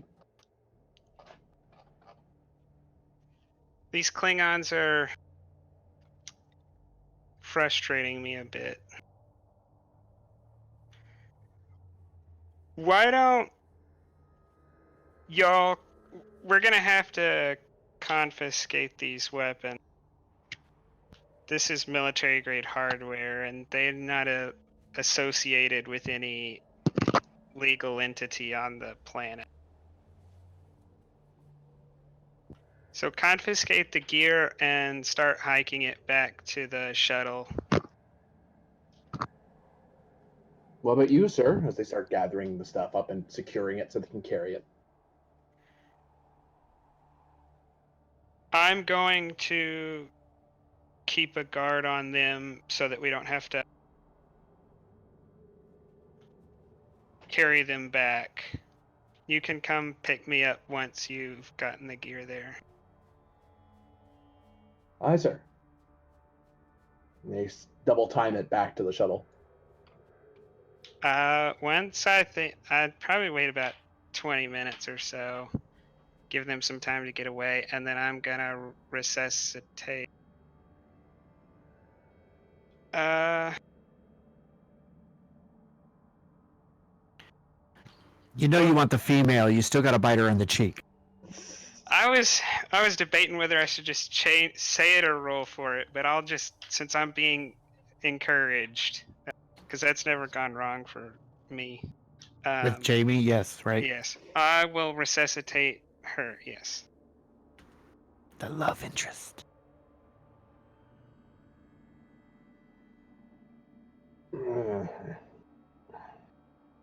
She kind of blinks as you wake her up.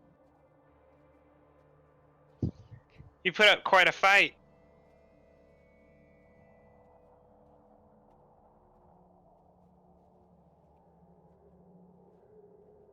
She looks around.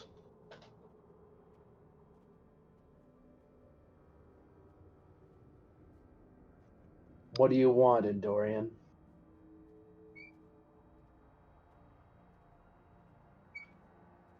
I still need something from you of value.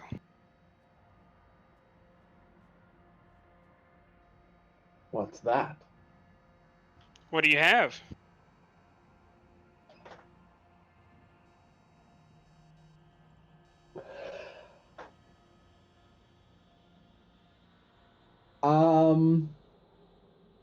Opposed presence plus command. She has something, but that's probably not what you're looking for at the moment. It very well could be. That's what the rule's for. To decide if I want it or if she's willing to give it. See if you get a choice in the matter. Yeah, she could just kill you. And that's Sorry, true. try. Yeah. What's the difficulty? Opposed. Ooh.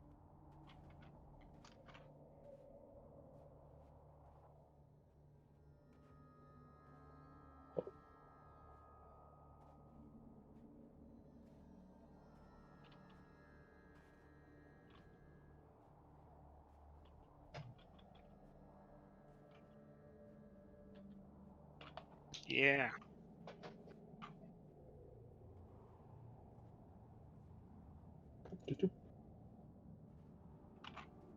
Is investigation gonna help me out? Yeah, you're trying to lead the path, and you're trying to keep control of the conversation. Okay. Max out on dice with threat. That's like what, 5 threat, 6 threat? 5.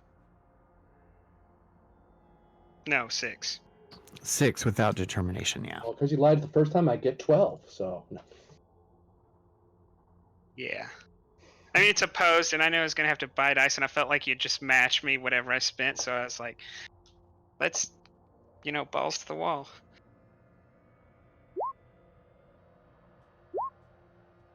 Because I don't have a value that would apply, and I don't think I have a valid mission for shaking down a Klingon. You Still get 5 3 though. momentum. She does suggest, as you talk back and forth a little bit, that there's something in particular she could give you over there in the shelter, just you and her. And whether or not your character wants to do that, that's up to him. But he's not. He's aware of the offer, but she is willing to talk if that's what you want. She guesses.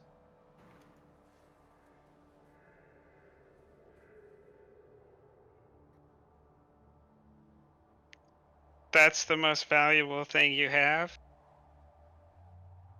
Well, I actually need to know what you want if it isn't that.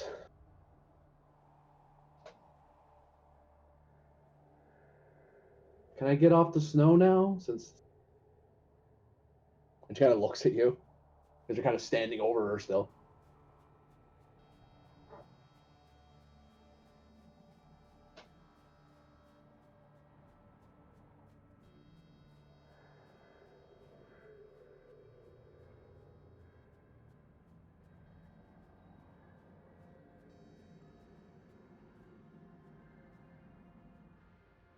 Cold got your tongue, Andorian.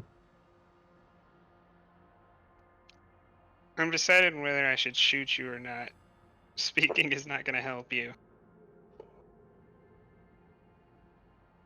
Well, if you want something valuable, I know a job that can get you a fair amount of latinum. I know a man that's pretty wealthy here on planet you could probably get something from. Certain friends you could make here to make your life easier. And you could probably take one of their batleths. I don't think they'll mind. She grins. Give me names.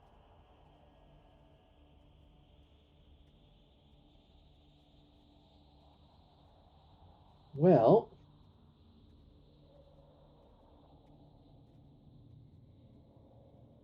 there's a Klingon representative here. And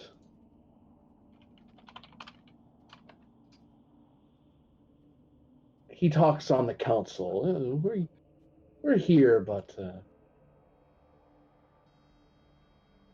not exactly the most welcome. And it's kind of according to certain people back home, it's his fault.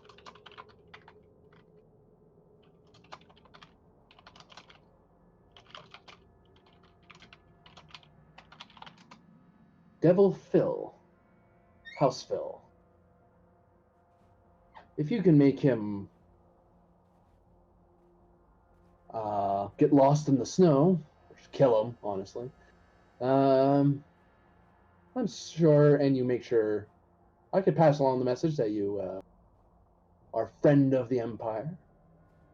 Well, the rightful Empire, anyway.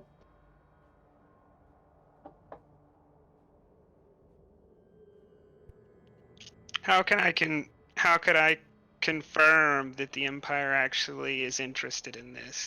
You're not actually in a position to confirm or deny anything at the moment.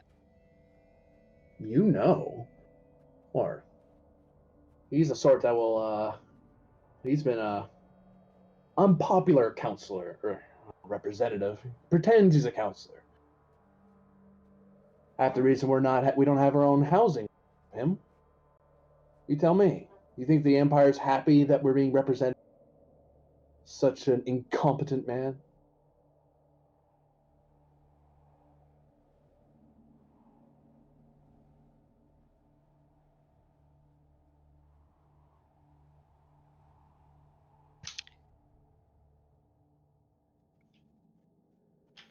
That's all you had to say.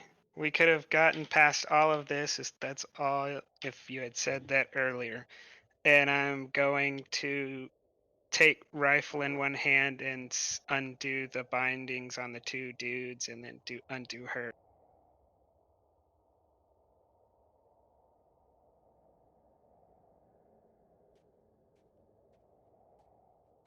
She gets up and brushes off the snow.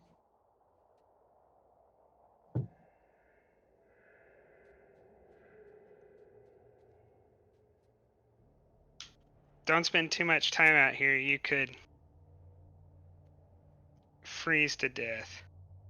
And then I'm gonna walk towards the shuttle. I'll combat first to the shuttle.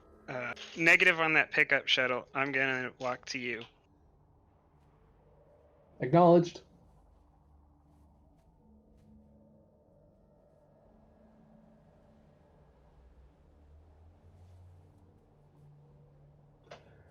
Look for me at the Burning Dagger if you want to make more friends. She shouts after you as she starts, and then she turns and starts dragging one of them into the shelter. Then as the last thing before I'm too far away to shout. I'll shout, "I'm gonna be meeting a lot of your friends." Ha!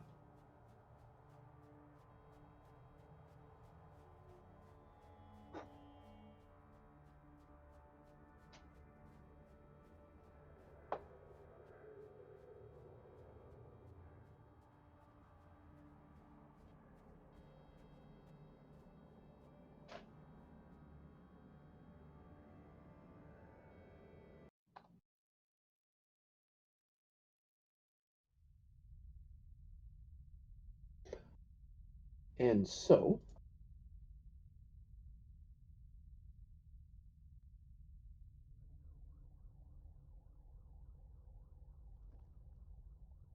some days have passed, and what would any of you have done during those past 4 days, or would like to have done? I would like to have a meeting with first all of my people to start preparing case files and sting operations to try to on this Klingon that the council doesn't like, but also on Klingons in general who may be here to attack him or do other nefarious purposes. I'm gonna try to, bring up the Scotland Yard on all Klingon activity on the planet. I'll Using the names that I've learned. I'll give you a presence plus security roll, difficulty 2, to get that all settled.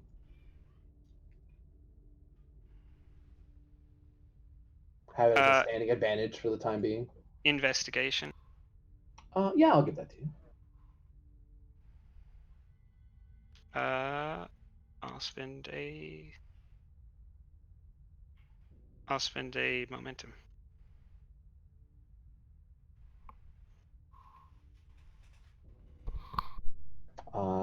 Gain 2 momentum as you start beginning your preparing for the crackdown, as it were.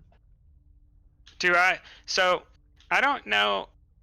Do I actually have any record of people committing crime, or do I just have like files prepared on people in case I find out about something in the future? There's a lot of files that you filed on your own while you were on Post Andon.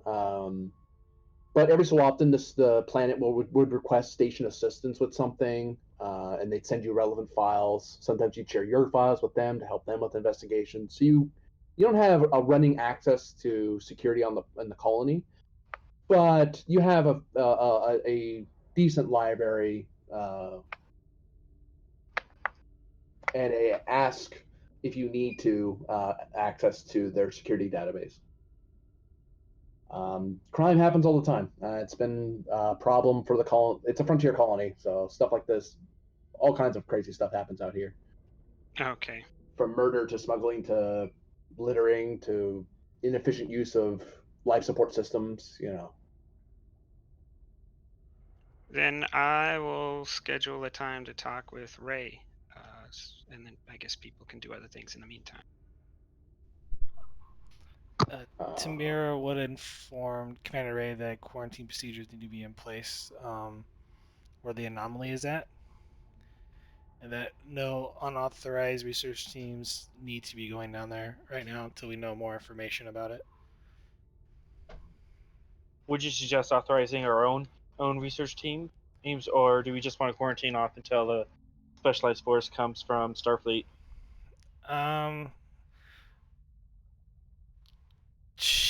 Could organize our own team, but it would be individuals with high mental discipline would only be able to go down in there. Or at least the researchers need to be aware that what they see may or may not be illusions, and that they have to be careful what their thoughts are. I would also suggest as classifying this information, and for the time being, we don't want to worry any civilian governments it's nearby. But yeah, no civilian research teams should be going down there. Like, Yeah, in fact, there's probably a precedent that you guys will bring up that has anything to do with time travel and time manipulation I be wouldn't. avoided at all costs, I would right? not. I would not mention anything about No. time travel. No, No, I would- that's not what I said. What I said is the information from Starfleet would be like, if you ever encounter this, it would probably be. That's not what you're talking about right now. Standard protocol, all is from the Protocols, hush yes. hush. Yeah, I would definitely say let's not tell the colony much. Tell them we found an anomaly underneath the surface. As for time being, for safety reasons, we have it under quarantine. No unauthorized personnel will be allowed out near it. You're gonna have to, if that's the course of action you want to do, you know that the council is gonna be outright opposed to it because that puts the geothermal core Drill on project hold. at a halt, and they were Yep. like they've spent almost all the resources for like almost a decade trying to get drill that made.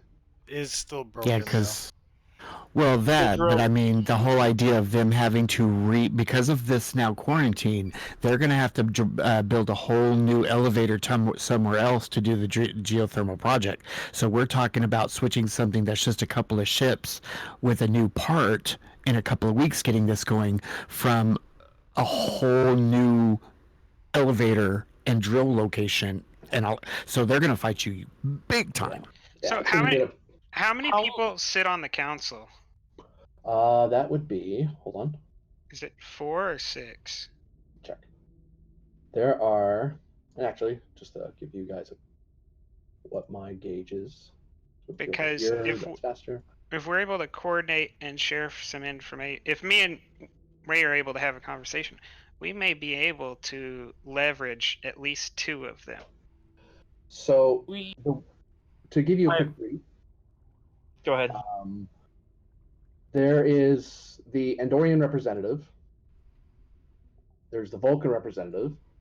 Sorry, let me list it up. Andorian council member.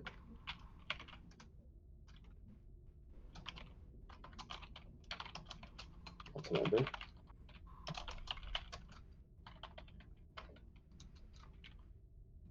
And there's now currently a general, because these areas that are marked that have specific emblems. That's primarily that's all Andorian for the most part, with rare exception. Like they're the vast majority. We're looking at someone's bedroom already. You are? Oh, whoops! I moved you in the wrong area. You are. Whoop! There. Let's try that again. There we go. Okay, that makes more sense now. So the Andorians have their representative, their member. Vulcans have theirs. There's a general. Over the years, there's been the general. The new people that have come in over the years, including some of the refugees that have left, and they have a general federational member that covers everyone else that doesn't have that. By sheer number, are vastly. If you did them by species alone, they'd be a grand minority. So they'd be very small. So it's better to just give them one representative that covers all of them. And that federation is a civilian and reps, right? Okay. On that note, so there are 3 members on the council. Now, there are people who are associates. They can throw in their advice, they can give observations, they can ask questions, but they don't get to vote because there's the Ferengi Association who don't really live here. It's more of a trade area. There's very few Ferengi Ferengi lives there, all the bars and other stuff in this part of the city of the colony, but they hire people from the colony. So it's Ferengi owned, largely operated in their way, but they're not the majority of people there.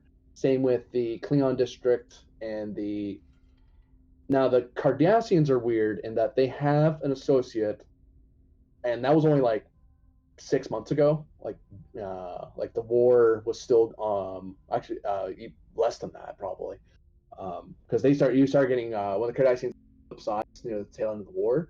A lot of them started having the fleet, and one of the places they fled to was here. So they got an associate. However, they have enough numbers that, according to Federation law, technically, if they're permanent residents and they're swearing allegiance to the Federation and all that, yeah, they're supposed to get a representative, like a full council member, if they're using this colonial structure. That's a sticking point that the Starfleet personnel would have been briefed on. That you'd already know that's a standing issue that the Federation Council's not even sure they want to touch quite yet. They're still trying to get the station settled before they worry about political issues. Well, that was the plan anyway. So there are the 3 council members, and then there's the 3 associates, the observers. Okay. Yeah, I think I have a bit of a plan, but we'd have to talk about it in character. Because I don't actually know about any of this in character, I don't think. Not yet, no. So depends if Ray seeks out Shran for advice, or if he just tries to take on the council. I would definitely want to touch bases with Shran just to see. Hey, so about those Klingons you arrested, what do you have to report? Before we get to that, because we know you two are going to have a meeting. Anything else you're doing, Tamira, during? Or are you going to meet? Are you going to help them? I would have completed a full report, given it to Commander Ray, and then recommend that the report be classified. Okay. For the time being. Easily done. Do you store the port on the Artemis or on the station computer? On the Artemis computer. Okay.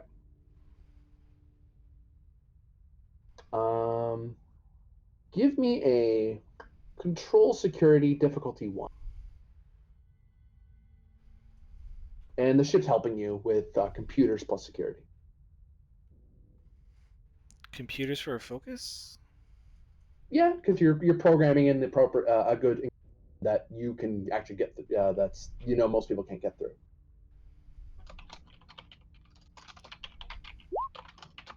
Oh my god. Now you started this game with some good rolls. What the hell?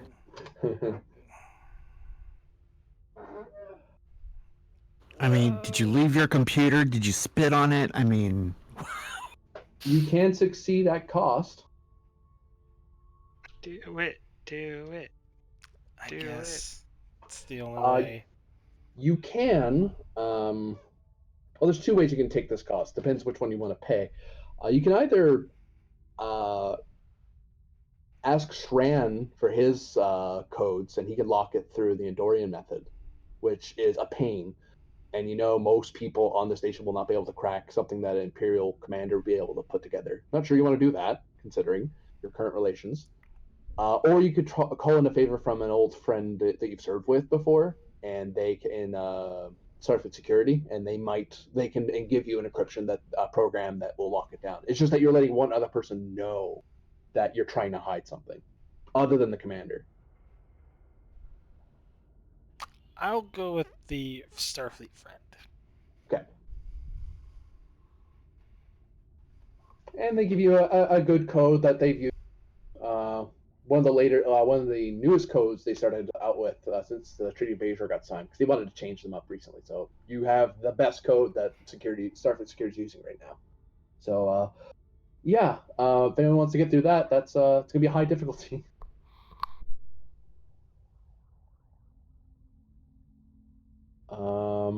I'll get to Helix 4 days. I'll ask one more thing. Anything else you want to do during the 4 days? Because that wouldn't take that long. Just depends on what Commander Ray wishes to do about the anomaly, but that should be going over the data that she collected. Okay, so that'll be your another meeting. So we'll cut over to Shran and Ray having a meeting in the station in the sorry, the Shran's office or somewhere in the promenade? Yeah, Shran's office. Which we still need to talk about. This might be a good time to talk about this. Oh, sure. Just GM, you might need to take 2 threat and a momentum. Or is it 2 momentum and 1 threat? Oh, go ahead and throw in another 2 momentum for body armor. What?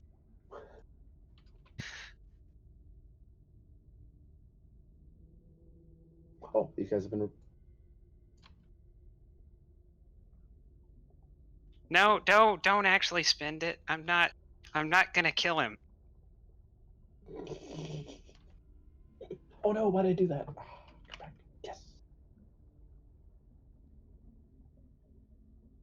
I would suggest not, but okay. All right. So you're in Shran's office. I push a couple of pads across my desk. As a courtesy, I'm gonna let you look over these warrants before I start rounding up half the Klingons on the planet. Depends on which half.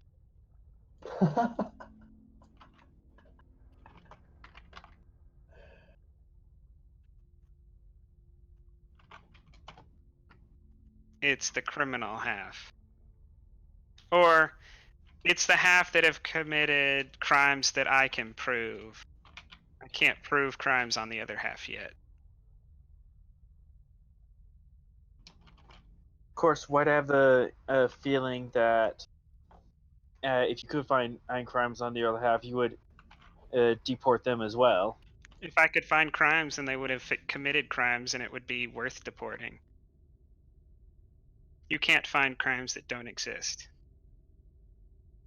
Accurate.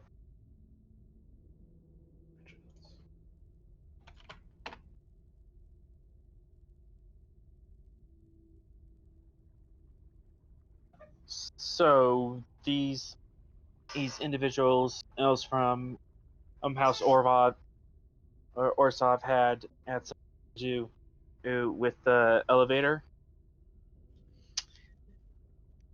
They were sent down there to check it out, and they thought they were hunting monsters. They had a lot of weaponry, which they had in dubious terms because no one's allowed to walk around on the planet with military grade weaponry. Personal defense is okay, but so But I they were packed for a real fight. I Not confiscated most of it. Right now, it's in a cargo bay. I think it's been forfeited, and I will take care of that at another time.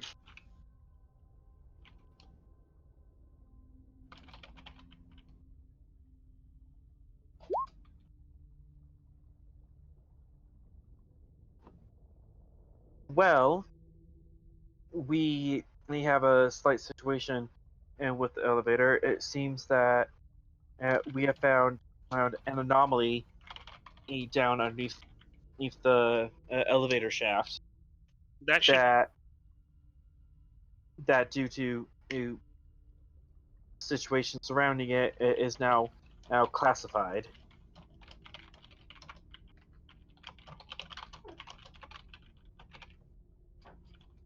Therefore, I have the very unpleasant and job of telling the council that their replacement part is 7 months out, and I also will need more time to secure or this Oh, anomaly. sorry. Backtrack. What? For the full drill, I caught that. For a full drill, it'd be 7 months. But if for the specific part, Helix has it right. It's 3 weeks just for that part. 3 weeks just for okay. Yeah. So I have 3 weeks time that I can buy on the replacement part before they start drilling again. I'm gonna need more time to secure this anomaly. Ooh, and of course Helix has know what you're talking about, because remember he would be the one of those that are kept out of the dark, like you said, with the whole now quarantine or whatever. And so he's just on the part on the side of like, in 3 weeks they're going to want a thermal drill or whatever. And then of course Helix will ask those questions. What, did you find something dangerous? I mean, they're going to want to drill. And however you answer that to him, you'll be like, okay, whatever. But he's ordered the part. That's up Okay. to y'all after that. You know what I mean? And then if you guys come to him later like, hey, we got to do a whole new elevator drill location, he'll just throw up his arms and be like, y'all talk to the people down there. And he'll walk away. What the heck? So, right now, your plan is to have the council demand that you be replaced for getting in their way, because they're gonna do that. I would rather or not do that for everyone's safety. So what I need is some way to placate the council for 3 months.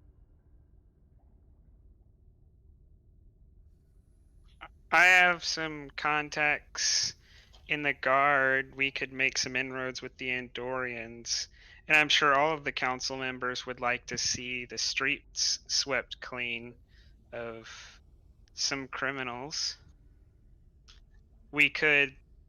I could talk to them. Of course, I still have the issue that I would be delaying a major economic like, driver for this colony for reasons I can't explain to them. Maybe If I'm able to talk to them and I may be able to give them things that could alleviate the situation. Would you be able to give the colony another purpose? Because I'm essentially stalling the purpose of this colony with a geodrill. Oh, I was hoping to find some sort of replacement, something else that they can busy themselves with. I'm sorry, I did not find it particularly interesting to go to the University of Higher Economics on Frangenar. That seemed like a great waste of my time. I can't redesign the economy of the planet. Not so much redesign the economy of the planet, just as because as this colony is mostly miners and people work with miners, and then we also have the starport. Correct?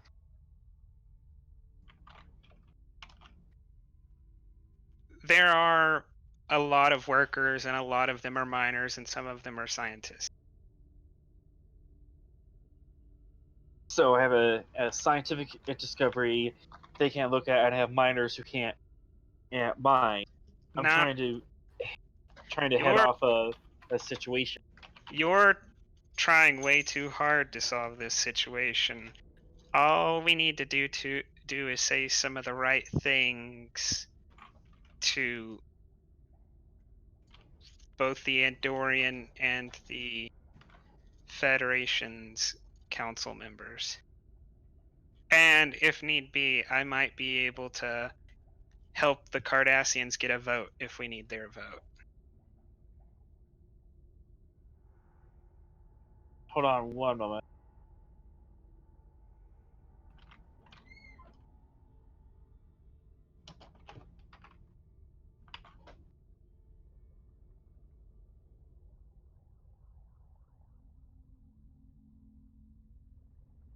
Okay, Shran. And one more time. Maybe I can hear you now. Can you hear me now? Now I can. Yeah, so he said you're putting too much thought into this. If we say the right things to the Andorian and the Federation council member, we probably can get their votes. And if we talk with the Cardassians, we may be able to help them get a vote. if we need it. I can't do anything about the Vulcan council member. What were you suggesting us saying into the Andorian Council member? So I know what we're bringing to the table. We share a common cultural language, and I might be able to help him with some things. Such as?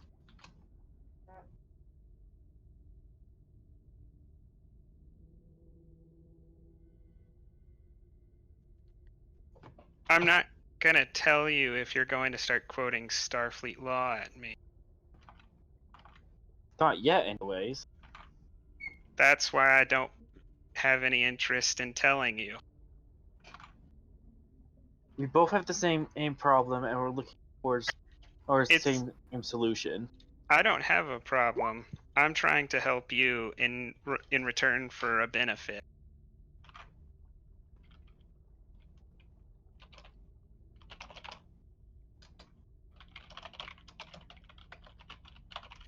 I think I can get 2, maybe 3 votes.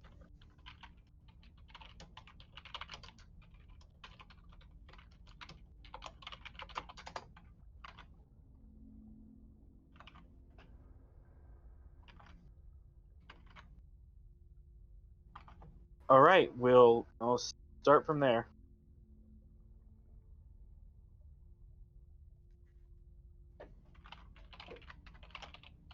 Very well.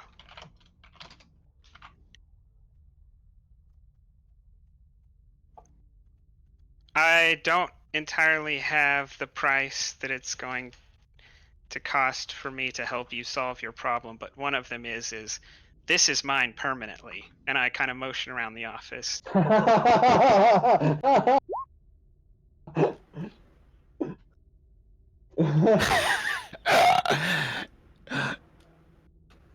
Oh my god. Oh god.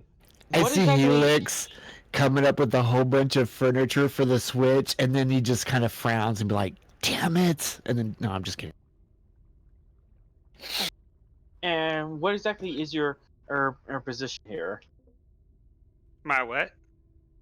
Your position, your job title. On the station? On the station, you're asking? Ray? On the station, yes.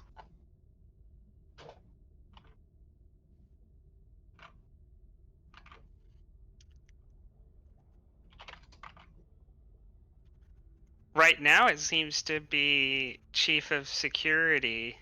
You do actually have a title. Just give me. It's in the wiki. Give me a second. Oh. Yeah, you all have titles here.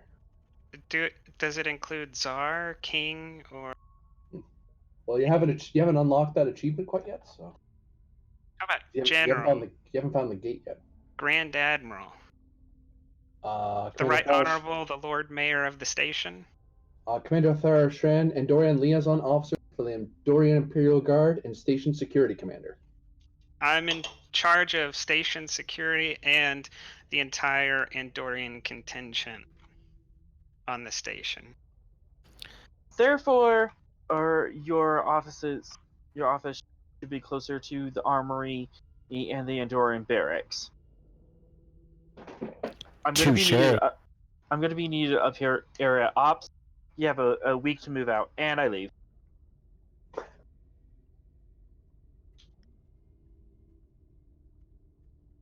I turn around and press a button. I turn around, hit my comm badge. Team, meet me in my office. We have some problems to solve. I want to pull this card. Commander, where do you go? Do you just hang out on an ops, or?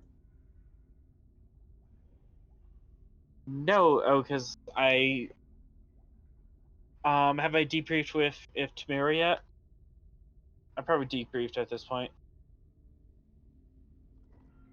I've been briefed to a certain degree, although you are told by your by the relevant yeoman that Tamara has scheduled a meeting with you regarding new information.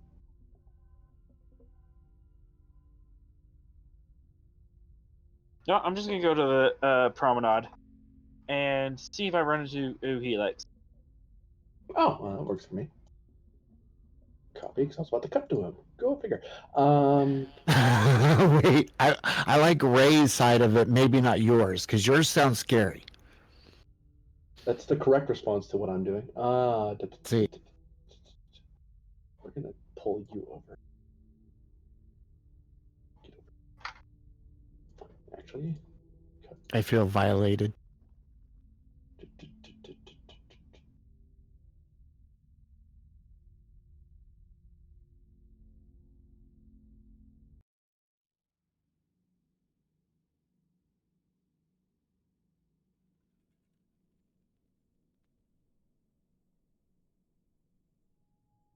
Plus, I like people watching. oh, I know where it's supposed to be. I forgot which graphic I was using. My bad. Yeah, this is the part of the promenade that we haven't set up yet. It's kind of bare. So, yeah.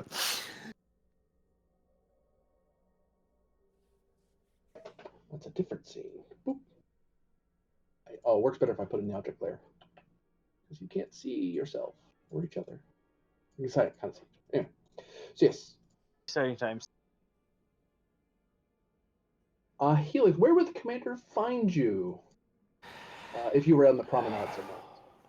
Yeah, because everything has changed. So the last thing I remember in the sense of since we, the back in time rubber band would, if we went back to part of that would have been, getting the counselor's shuttle and that whole thing. But then after that, since information has changed, the only thing that still applies would be the the elevator incident, which is done. So I think just doing my normal personnel and inventory quartermaster stuff. You'll see me on the promenade. I think this would be that moment where I kind of do my full walk around, and as I go by each shop, I make sure they have their supplies, or if there's anything that I need to know. Kind of like maybe Helix's way of giving the personal touch of letting each place know that, hey, if you're missing supplies or personnel or whatever, that I care. I might not say it, but just my face. You know what I mean? By actually doing the walkthrough. Okay, so Yeah, you, I think Commander, as that's you it. walk in the promenade, you find Helix, pad in hand, presumably, meeting with No, various people on the we promenade. no, we did not get any of those little moving worms that no, that did not come in. Whatever it's called, but Gah. Gawk. Oh, he looks at it. Yeah, it even sounds horrible. He'll probably get found Frowns out at by the you. right, exactly. And he just like taps something on the thing. Okay, here, and he holds the pad out for the Klingon to do his thumbprint, kind of like Quark does, whatever. And he's like, Runs his "All thumb right, over. yeah, all right, I'll get the next ship to bring some in. I don't promise or guarantee its shelf life. I mean, you're talking about a living thing that you want brought, so, but we can hope." And then I walk away. Oh, Commander Ray, how's it going today? I believe Eve, I need. Sorry, I believe I need furniture brought into the commander's office. Oh, absolutely. I was leaving it to the both of you to figure out when the change would occur. Um, there's, of course, three different, well, right now, and he just kind of pulls up on his pad and types a couple of things and says, depending on what type of feel, he says, do you like where when anybody enters and visits you in your ready room that everybody stands? Do you want it more relaxed in the sense of kind of in the middle? Or are you one that just people come in and throw their feet up? Uh, Let's and then he let's kind go of, let's go with a relaxed setting. Also, Shran let me know that he is quite busy at the moment. So if you can just relocate his current and personal wares to this office, and I point out the appropriate office. It's near Next to the armory. Yeah. He next to kind the of armory. like he'll know exactly what you're doing and kind of like point it up on his pad, like exactly. Yeah.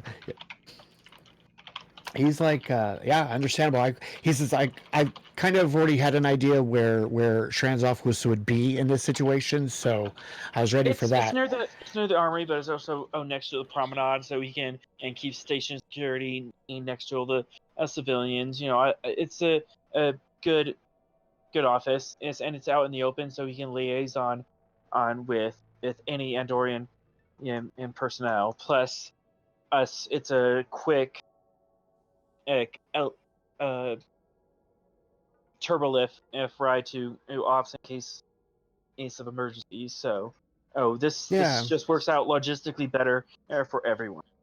absolutely. He says a teeny bit less private per se, in the sense of being on the promenade, but it is a larger office, so that might be a bonus.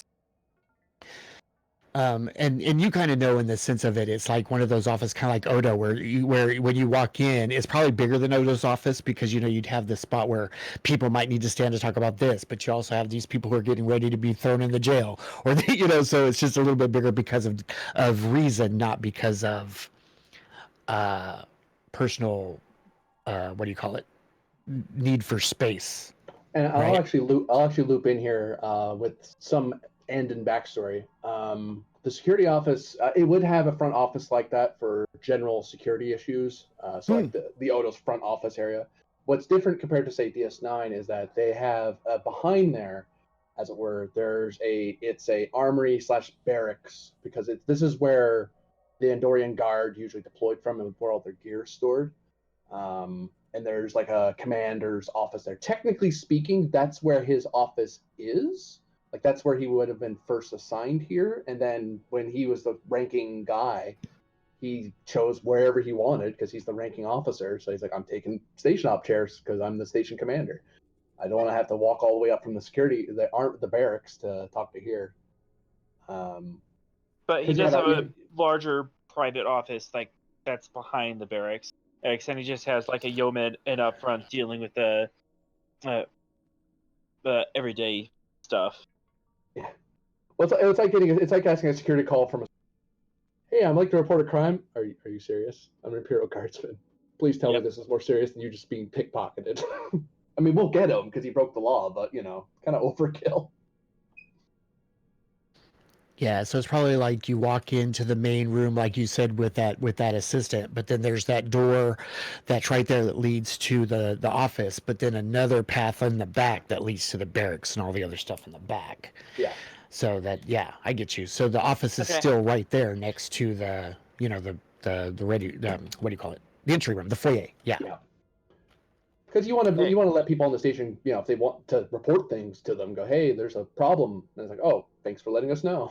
We need to know that sort of thing. Right. And see, yeah. so Helix will say to Ray that, yeah, at this point in time, once Shran move upstairs, his first kind of just took over the office, but none of the furniture was made, so it moved except for specific personals. So all actuality, the office is already set up from Shran's initial choices.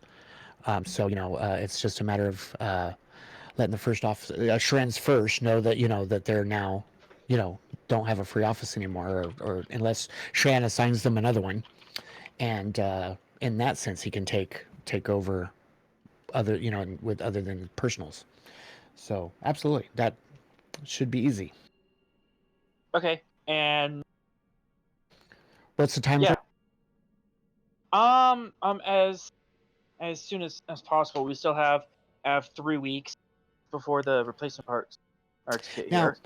now, Commander Ray, soon as possible on your time, or as soon as possible on Shran's time, or soon as possible in a mix? Who? And then I look at him straight in the eye. I'm like, and so who am I irritating here? You or Shran? As soon as possible on my time. Then tomorrow. Tomorrow works. Okay. And I type some things on the thing, and I say, and then I move the pad just like I would for him to put his palm finger scan, retina scan, so that I am totally not in trouble for this. Make sure it's You signed off documented. on it. I'm not getting yelled at. Exactly. And then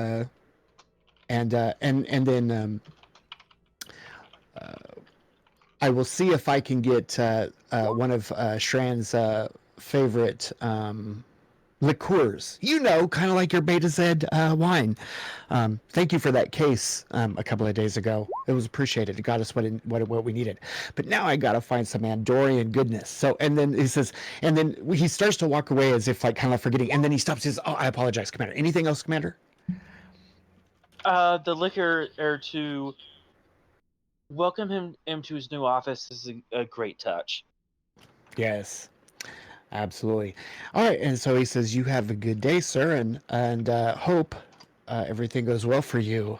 And he just kind of like smirks because he knows that because he already knows in his head. He's like, "Ooh, this is juju," and he walks away. And I'm also gonna get 2 Starfleet security personnel to guard that office as soon as the transfer's over. Now, oh, yeah, he says, actually, I can, that's a part of my quartermaster inventory and personnel. And then he kind of pauses and stops. He types something in and comes back. He says, now, yes, I am, now that Starfleet and everything is kind of mixed together here on the station, I can definitely set up the transfer. But yes, you as Starfleet still has to approve it and such. So he walks back with the pad again and gets another thumb swipe. And says, no problem. We'll have a couple of security ready for the job tomorrow, bright and early. Just to make it official that there's a change of flag. Absolutely. And he says, now what I'll do is I'll station the guards initially, and then I'll just start the movement of the furniture, whatever it needs to be. But it will be up to you to send everybody that memo. And he just kind of winks at you and in that funny way and says, maybe says good luck as he walks away. Yep. Okay. So that's the thing. I just did that. Yeah. All right, Commander. Step in your first moment. Not first, but you know what I mean. That big one. Damn it! I want that chair. You have the chair. You want the other chair. The other chair too. Right. You have like 3 chairs, and you want one more. One is all about posture. The other one is all about like relaxing with the feet up on the ready day. Yeah. Tamira, have you returned to us? I am here. So I don't know if you wanted to loop in the commander quite yet, because he was looking for you, but you were away with water, so I delayed. I PM'd him. Oh, never mind. Okay.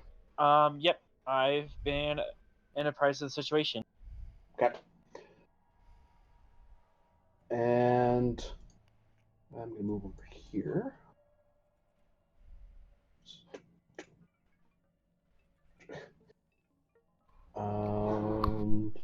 Over those few days, is there anything Helix want to do? Maybe. Now, are we talking about the 4 days before the furniture move? Are we including that as a part of? You're probably doing that as well. Yeah. Jamie says, I love the fact that I can listen in most of this, and maybe Helix doesn't have anything specific to do, and that's just fine. Hey, sometimes phone's like, hey, nothing's burning. I'm fine. I'm good. I mean, there is the part where he knows that there's a part supposedly coming, but then when he says, hey, it's going to be here so that we can get back to drilling, he suddenly gets the swallow like, oh, the area now is listed as confidential and quarantine. And so he just kind of like wonders about that. But I think he's smart enough not to know to ask questions because Starfleet people are finicky people. So he'll probably just leave that alone. Um, yeah, I can't think of anything at the moment. He's Okay. just doing his due. Yeah, it's just normal work. Just wanted to check in, make sure, in case you were Yeah, doing anything appreciate it. nefarious. I mean, perfectly helpful. So, during the Oh, day, oh yes. That is the last thing, is just finding something that I know Shran will enjoy. Because, yes, I'm not the one doing this, but I still am going to leave a couple of things. You know, the Andorian plushie pet on the chair, some wine, a couple of nice Andorian photographs or pictures on the walls. You know, whatever that might look like. Jamie doesn't know, but just, you know, Helix would. Do A little so. welcome basket with congratulations. The most important thing is, do all the trinkets make it fine without being damaged? Do all my trinkets make it? Because if something happens to any of the trinkets, Yes. And so I imagine this is what I do. Okay, so you're right. That's a good question. So all this stuff that's just, you know, furniture or whatever, it's like whatever. I mean, but since we know that Shran has his weapon display as well as his trinket display, that's that. Once I get the room set up exactly, I actually have that transported from spot to spot perfectly. oh, You know what I mean? you can give me control engineering difficulty too to make the proper arrangements to make sure everything's moved safely. Okay. And the station does help with this with sensors engineering because you're using the internal, you're using transporters to minimize jostling. Absolutely. And so Okay, got it. for me, this is all. Can I? My focus on this side though be on the quartermaster inventory and personnel side of it, since I'm. This is what. Yeah, you're making the arrangements, making sure everything's done a certain way. Absolutely. And then I think the last thing is if it's there is machines selected from. Yeah. Okay. I was just making sure with the incisive scrutiny on like I kind of like the eye for detail, but I don't think it fits in this moment. When you succeed, control or insight. Well, I mean, it is a control roll. You won bonus momentum to obtain it. Oh, okay. I don't need information. Not unless I accidentally move something secret of Shran's that suddenly enlightens me to something about Shran that I never knew. But other than that, no. right? Exactly. Not yet, So, anyway. so I think I'll just spend one momentum to have the third die, and let's see how this turns out. Oh, spend 2 to get rid of that complication. I am not having any of his shit broken. No. And what does high resolution sensors do for the station? Basically, it's a free question when you do a sensor sweep of stuff to get a Okay. free question. Yeah, as long as you're not Does being this- shot at. Does his stuff There we make go. it? We got That's the one momentum question. back. Good. Yeah, you gain more momentum as all the Now- material is very carefully transported, and then people move things in a certain way, in like down the barracks, and then more stuff's being moved that around. It's that way everything kind of is. Nothing has the accidental. Oh, you beamed it in there. Yep, you beamed it right on top of the base. Great job. and Altura, I mean, I will spend that one momentum to make sure of the advantage of his spot stuff being not only right where it should be, but perfectly spotless and also polished. I'll give you that as part of the role because that's what you're largely trying to do. If you wanted to do it the non, Yeah.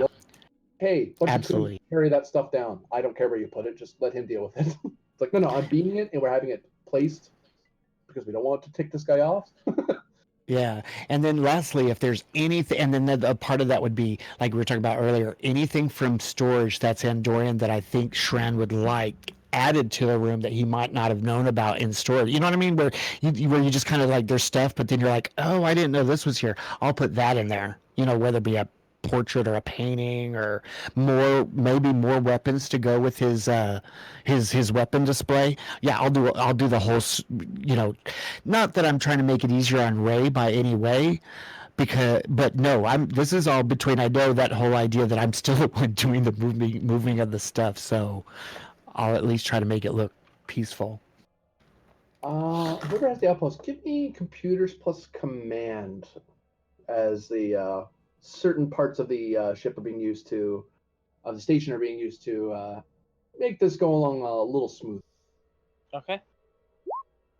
That's kind of inspired from the diplomatic suites. This is a sort of station that's well stocked with nice little knickknacks and wines and stuff if you want to make someone feel better. And Yeah. snarky welcome baskets. See, that'd be Congratulations on the promotion.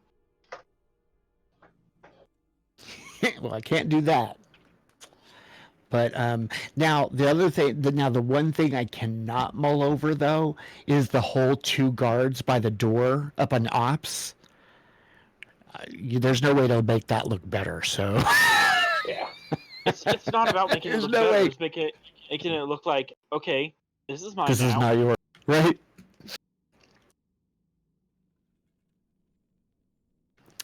And I imagine the only thing that I probably would have done, and this is just like I said, the last little tidbit, and I will be done, but would be if it is possible, I wouldn't do it behind Shran's back directly. It would be one of those where the next day I would go and say, hey, the commander has requested to switch out today. It's happening. So that I'm not like, because I don't want to do the whole thing where Shran's walked away with and locked the door, and I purposely go out of my way to unlock it and go in kind of feel. Yeah, it's just that whole, hey, this is happening today. I have all the requisitions, this and that. I have to do it, but anything past that is between you and Commander Ray. But you like what's in your office, the other one,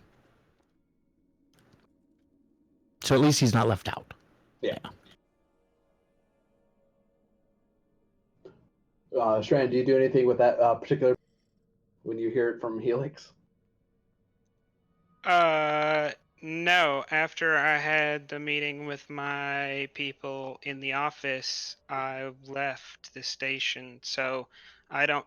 They might have made it through their conversation, or maybe a few minutes after they ended their conversation, I had already left the station. Oh, okay. So yeah, you would find out that he's gone down.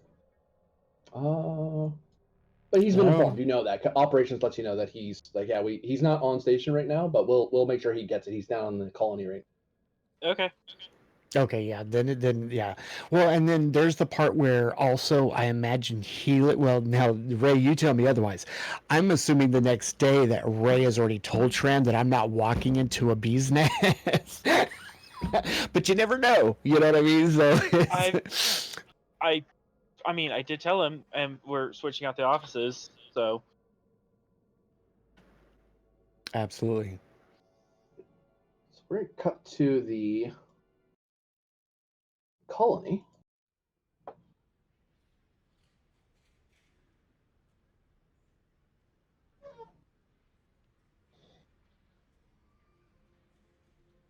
As Shran seems to be making efforts to meet with various members of the council. Are you asking them to meet you somewhere, or are you going to where they are situated out of? I'm meeting them at their locations. Okay, so you're going to go first.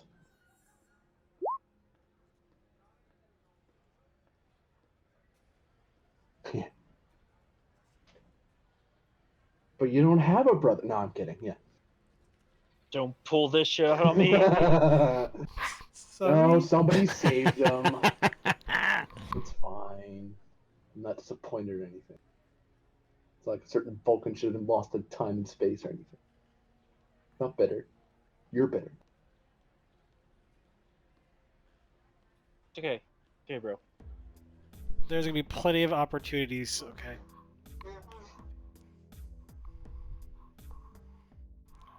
So, Shran. I'll put you there. The Cardassian refugee is not part of the main controlled dome built into the glacier with all the various other parts of it. It seems to be closer to the flight deck and barracks area, and what they did was that they dedicated a large part of the flight deck to the sort of covered. I hate to say shantytown because it's a little more higher. It's a little more sturdy than that, a little more permanent than that. But it isn't. It's been thrown out. They were given prefabs and told you can build here, and you can stay out here, and we'll send security out every so often because you're on the colony. You do see some Imperial guards milling around. Some Federation security kind of walk along with them as they're doing the walk-alongs to get used to the beat, what the planet's like, and all that. You notice that some of the buildings have decorations on them in emblem, like banners hanging off of them. There's the odd merchant kind of outside in the cold, wrapped up, like really bundled up. And they're cooking hot food out there. You get to the center of the settlement, if you will, to put it politely. And it's the nicest one because someone bothered to paint the prefab space metal white, if you get what I mean, like that Starfleet generic. Yeah. Here's your box. Go ahead, live in it. This one's actually been painted to be gold and green with the Cardassian colors. Like someone bothered to tint the metal. Knock on the frame, I guess.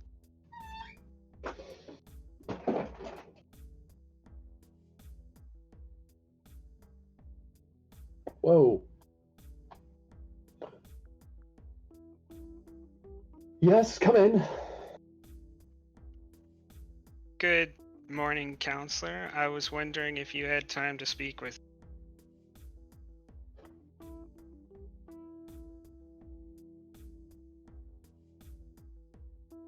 Oh, Commander Shran. I can make time for you, sure. I have good news. Oh? We're getting our own bit of the city. I've come to talk to you just about that.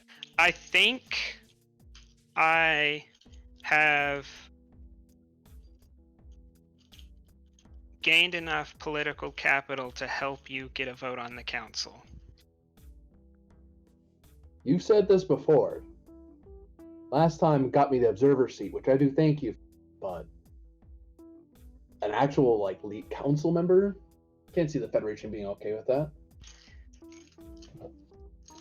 I've read up on them a little bit, and I've heard that they have a weakness. They can't stand nonviolence.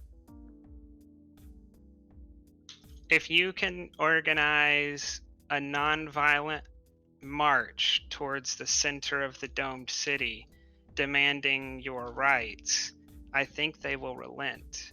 And as someone who has considerable power over the guards, I can make sure that they're not a problem. And I can even deliver an Andorian vote in your favor. All you have to do is apply pressure to the member of the Federation. So how many weapons do we need to bring? It has to be. It has to be nonviolent. Well, I mean, we're going to be non-violent, but the Federation are going to start clearing the streets. So what a proper government does. Here's their weakness, though. They can't do that. What? They're not allowed to. It is the strangest thing. You know, I haven't spent a lot of time on the homeworld in a long time, but apparently it's even crept into Andorian society. They do not allow overt violence. If you don't attack them, they are powerless before you. You can do control security, and I'm going to set the difficulty at, I'll bring it up to 3. And the observer is going to, got her name, I'll give you Sienna, is going to assist you with this role. as she do I tries to figure out what exactly, to make sure she doesn't misunderstand what you mean, and Do make I- sure the Cardassians understand what you want. do I gain an advantage from having the security team there? Like the people that I talked to in the office that I brought with me? Or is this not going to count? Would you be using them to help protect the march? These people, no, but they're kind of a representation of my control over the guard itself. So by having them here, I'm kind of showing that I can order the people on the guard that would get in your way to not be in your way. Give me. It'll cost you 1 momentum. Threat. Sure. Okay. And that reduces the difficulty to 2? Yes. I'll buy a momentum and just roll.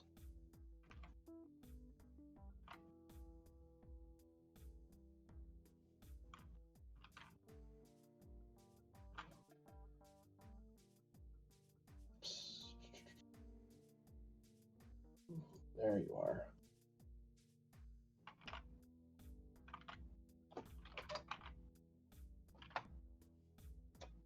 Whoops. Well.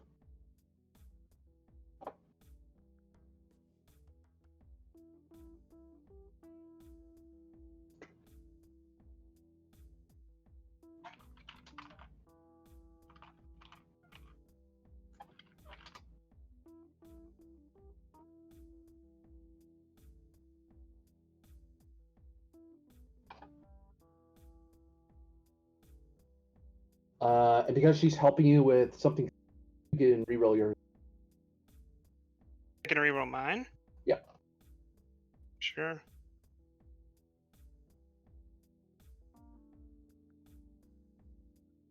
So you gain a momentum as between you and you're able to get a plan in motion that you know will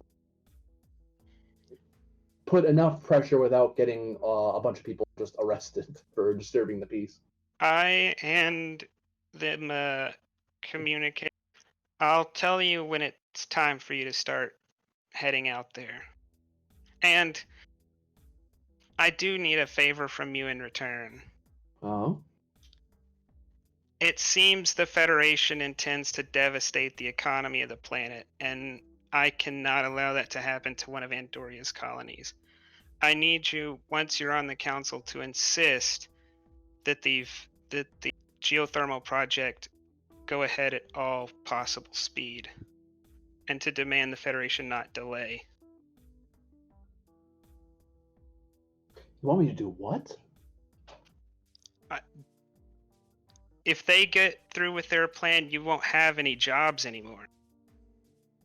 This is going to become a lawless wasteland, and I don't have the resources to protect you.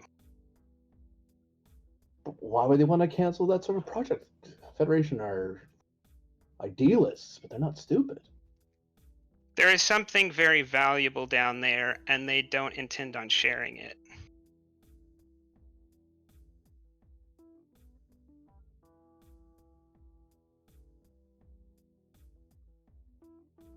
She kind of stares at you for a bit, like trying to see if you're trying to hoodwink her, or this is a ruse of some kind.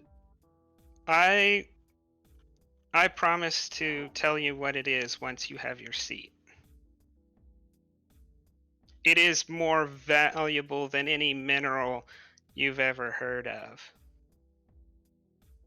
All right, Shran. We'll try it your way for now. Assuming I get the seat. I She grins. bow towards her before I leave. Counselor. Commander.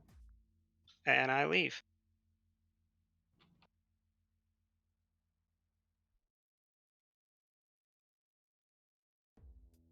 Next is the Andorian.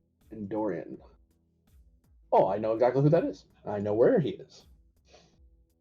And no, it doesn't have that music. He's too important.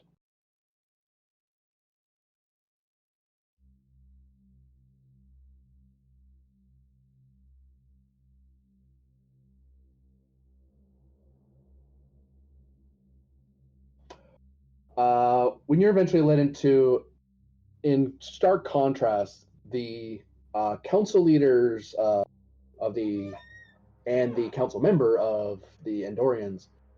Um, he's situated. Normally, a council member is situated in their residential district, but because he's the leader, he can situate himself in the administration section that has all the nice buildings. It's dead center of the dome. It has all the nice, has access to all the areas, and he's in the central command building, which is very militaristic in Andorian style, of course, because Andorians have been it's either been an Andorian or a Vulcan for a long time, and only recently have other species come to this colony. So it has heavy Vulcan and Andorian uh, architecture.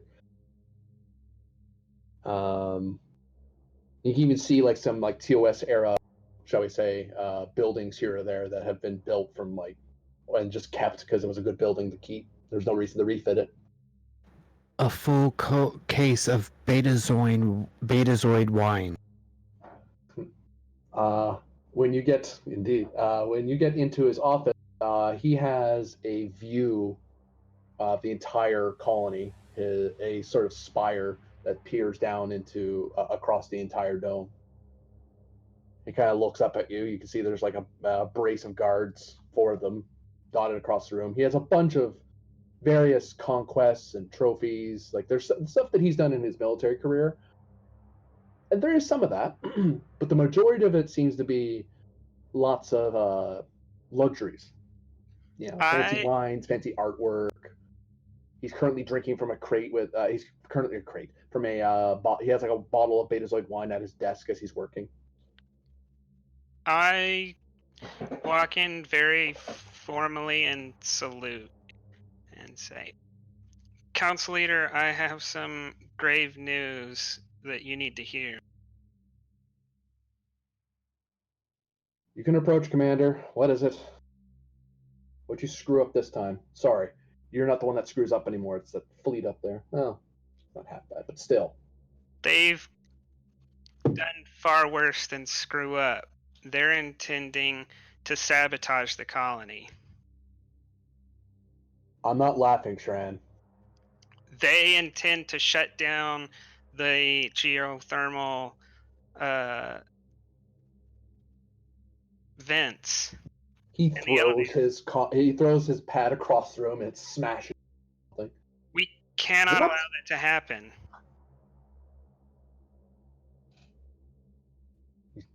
He slams his fist into the desk as he stands up.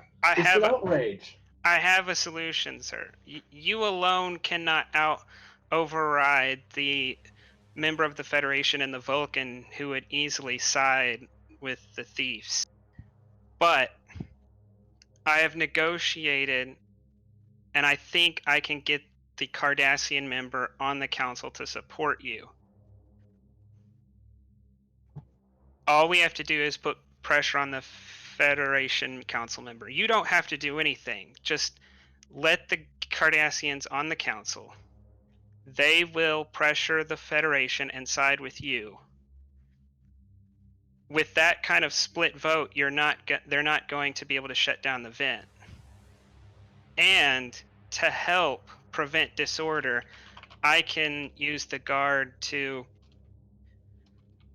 eliminate certain Klingon criminals from consideration so that you can announce economic benefit to the Andorians on the planet, solidifying your position.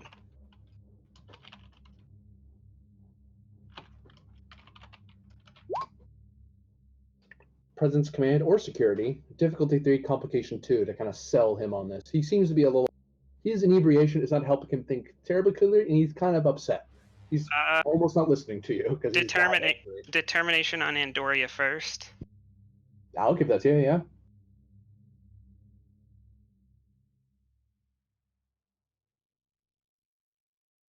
At this point, can I get a focus in infiltration?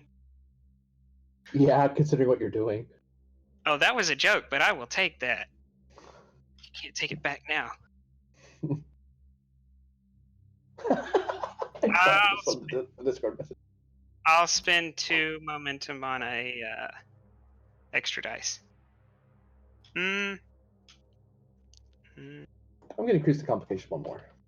Yeah, I'm not gonna do that because I'll need This momentum to is buy the complication off. this is freaking awesome. So that's 3 successes, and I'm gonna buy the complication off with momentum. Okay. You end up having to explain this to him a couple times as he gets apoplectic every so often as you're talking, and you can't really get your full plan across to him because he's too busy thinking how he's going to get that commander thrown out. He's going to strip him of his rank. This is your fault. This is some random counselor on the Federation Council that probably isn't in service anymore. He just keeps going off topic. But eventually you're So able to kind of bring him around and explain to him. And then once he realizes, oh, you have your solution, you're going to fix this, and you kind of reiterate that to him. And especially with your value, it's obvious that you're doing this as for the colony, for Andoria. And he's kind of calms down finally, like as you've worked with him in the past, he tends to throw tantrums when things don't go his way and he can't do anything about it. Now that he can do something, he calms down and he sits back down, and after getting a fresh bottle of wine, and sits back down.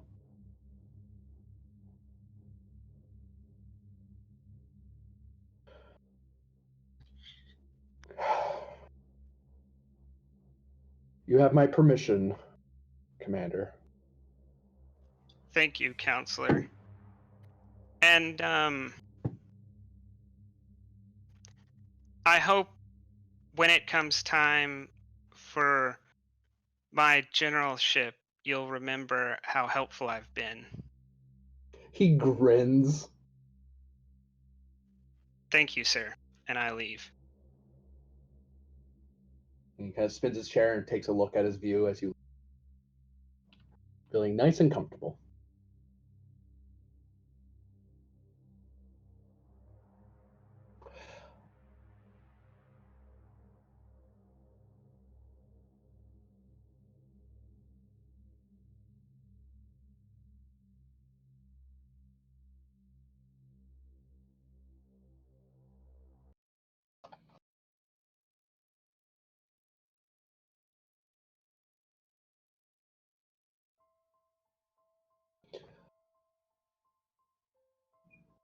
I believe you're going to the Vulcans.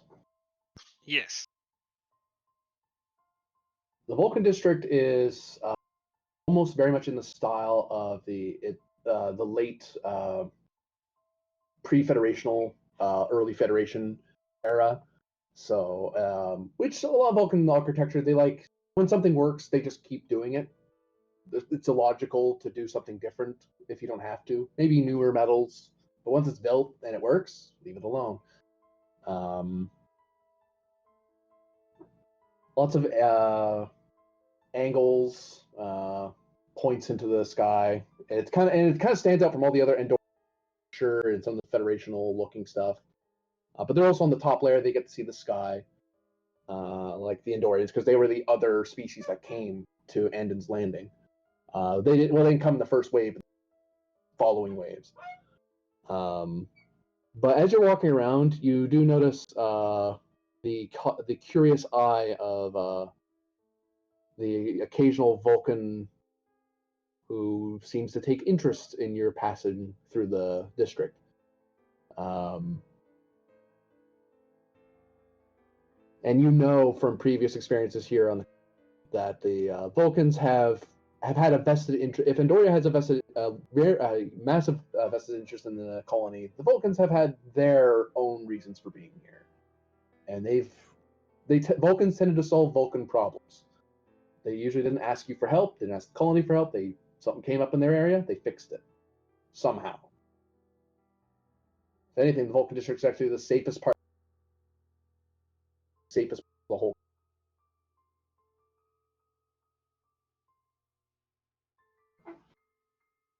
And eventually, you find the council member, a Varric,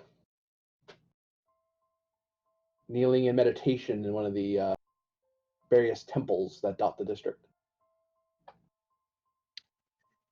Counselor Varick, if you have a moment, I would like to speak with you.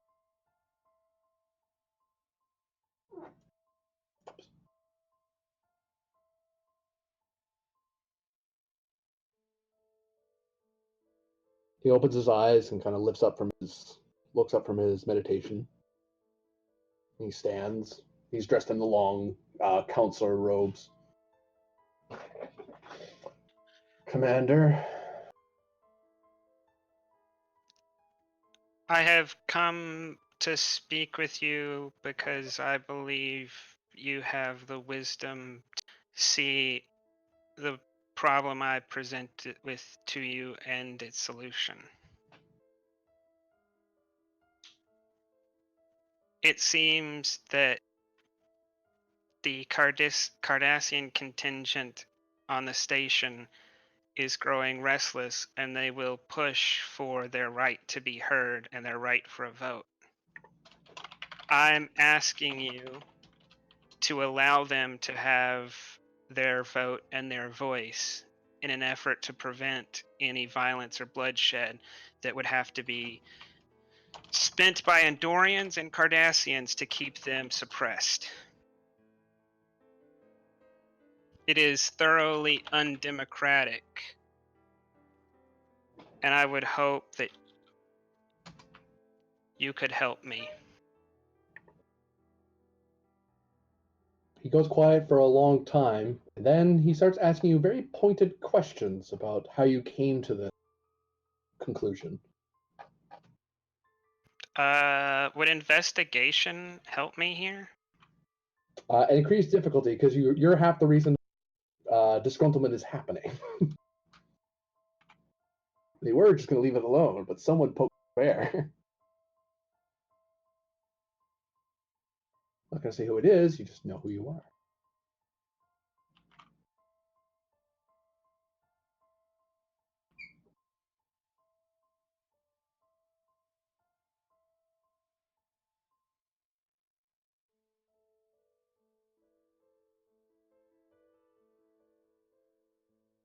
Oh, I know where it is.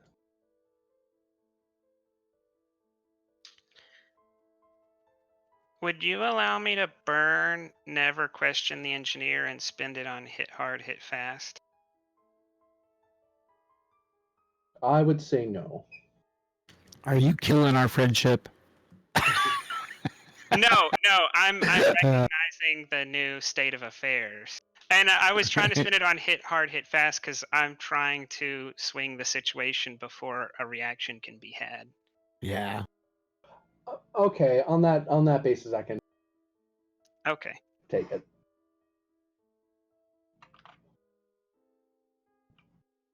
This is awesome because Helix gets to sit back like audience and watch all this unfold. This is perfect. Oops, I don't want to mess with that sheet. That will screw me up. That's 5 That's good. successes.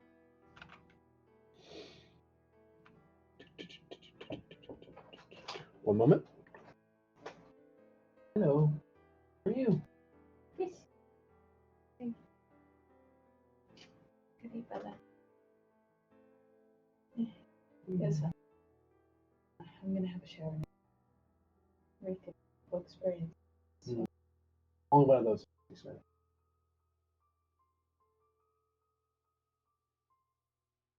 It's not the fun. yeah. That's See you later. see you soon. After I shower, I'm probably gonna. Love you. Love you. See Yay. Oh. Uh-oh. Okay, I'm back. I just have to set things up. Who was that?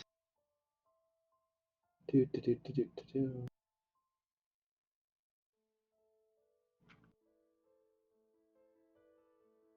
He does have that.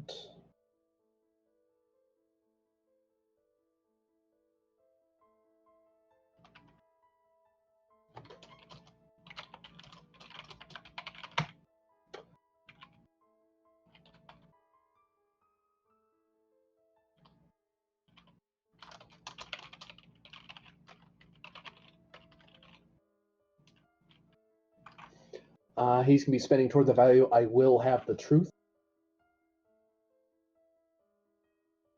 Uh-oh. On the plus side, he has a complication range on his.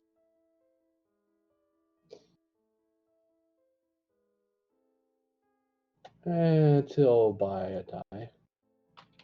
Don't you have to spend to give him the determination? You're right. Yeah.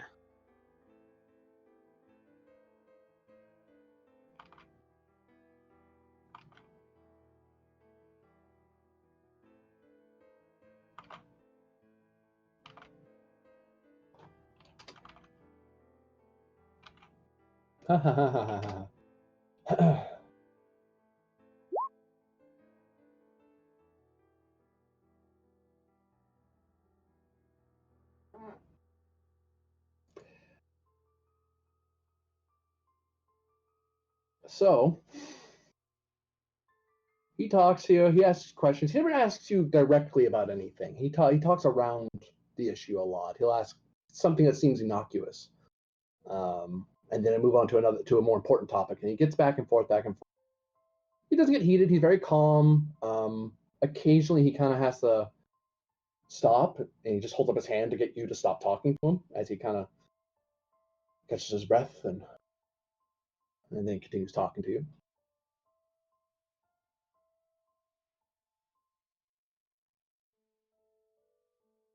Commander,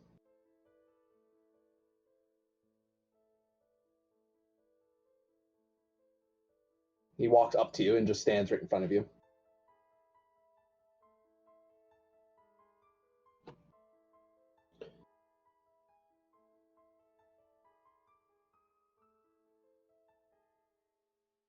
I will represent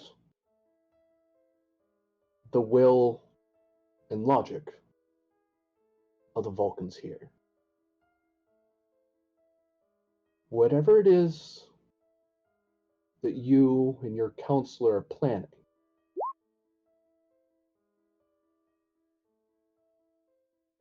I'm staying out of.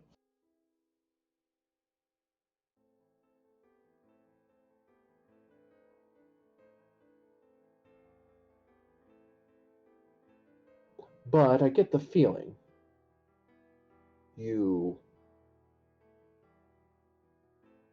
wouldn't want me to speak with my counterpart in the lower city. Who's he talking about? He's implying the Federation counselor. Okay. So out of deep respect of our people's friendship on this world, I will also stay out of that affair. But whatever argument they make, it must stand up in the face of logic. That's all I'm giving you, Commander.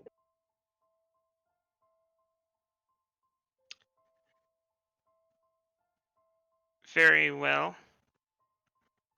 I leave this in your good judgment. Just remember, this time their arguments don't have the weight of guns. It will next time.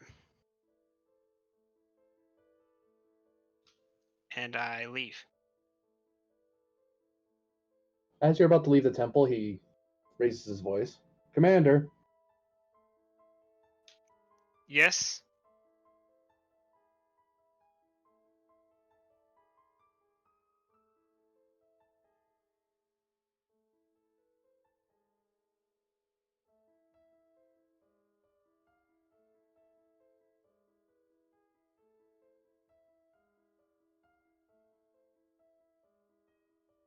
what lurks below must be guarded carefully. The Can you fate of the quadrant depends on it. Whatever it is you're doing, it must be secured, contained, and under the control of those who would ensure its best use. If I'm not guarding Cardassians, I can guard what's down there. I can guard the gateway. I don't think you know about the gateway. I do. I found out about it a different way. He I never, was the first person to figure out about it. he never witnessed it for himself and what various powers.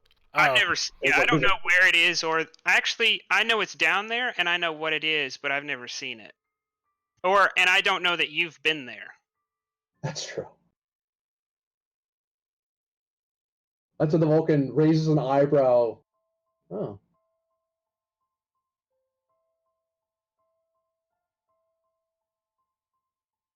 Perhaps sometime I will,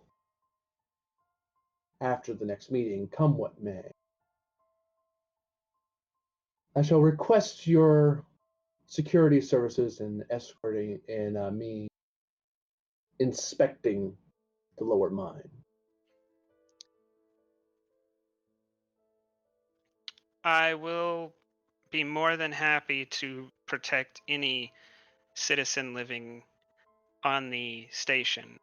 I just need to make sure that none of my people are under threat from the Cardassians before I can start authorizing excursions. I hope you understand.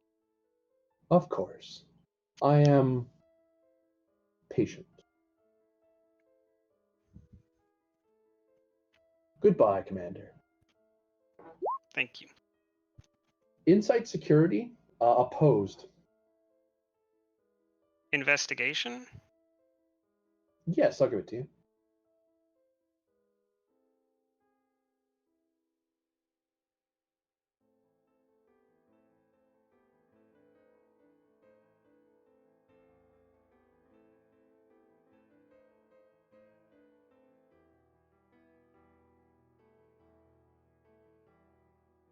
I'll spend a momentum for a third dice. Okay.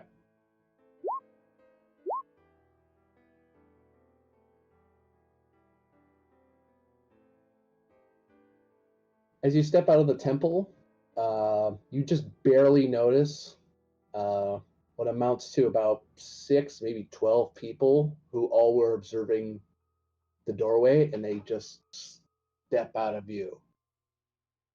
Who are they? You saw some very definitive eyebrows and pointy ears. Do I think that 1,000 Vulcans just listened to this conversation? You and him weren't the only ones. Um, but from the part of that insight is also catching that the counselor has never served in the Federation Starfleet, but for some reason he's always apprised of security when it comes to uh, Federation matters.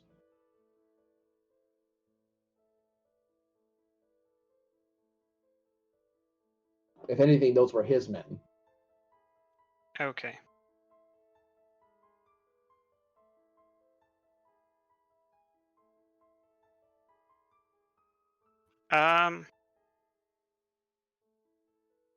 I'll visit the Federation member.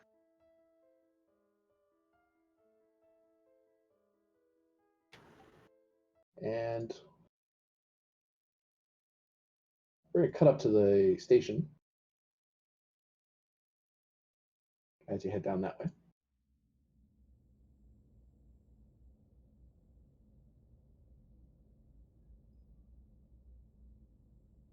So I remember.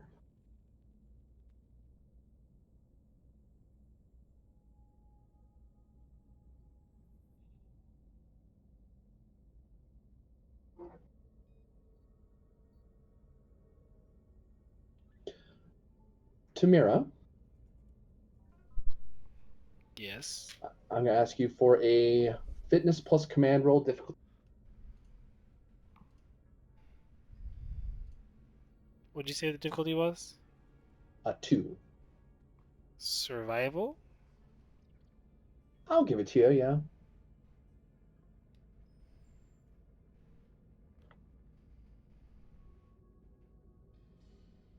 Uh, take 3 threat. Okay, sure.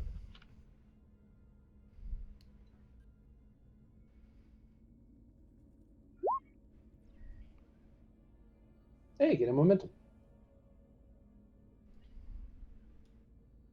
as you're going about your day and doing your duties over the last few days, every so often you get a bit of a migraine, as every so often someone will bring up a topic about Federation history, talk about scientific endeavor, and it doesn't jive with your memories, and then your head just it just aches, and then you logically come to the conclusion, right? It's not that you're wrong, it's that that's what is now. Paradox.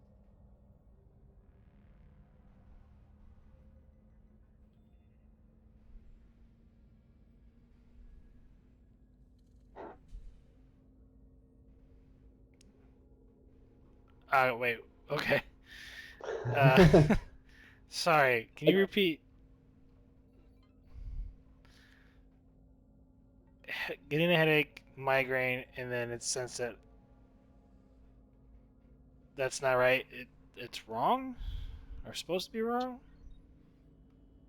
Like No, you remember like the old, like what you know is what history used to be, but then a headache comes in and now you have now memories of what the new timeline is, and the headache is the conflict. Yeah. Okay. It's like, oh, that's when Kirk did the was shot. Well, not shot. Like certain things are dates off.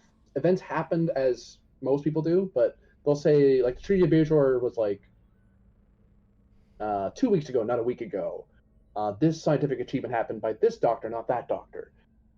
That sort of thing. And it kind of every time that happens, you just kind of this aching headache, migraine. Then it just kind of goes away when you're able to resolve it and you remember. You get the feeling that this is something there's more than one change that's happened. It wasn't just Surak. You're just not sure what the other changes were. Yeah, but Cirque was supposed to live, right? Yeah, he's supposed to live a long life and die of old age. Okay. You remembered him being killed, which the Vulcans still figured their way out of it. But, that wasn't good for them. So there's various other events that have been changed that you're not sure. But you're talking about a history of a interstellar culture over hundreds of years. It's like that's a lot of time to cover.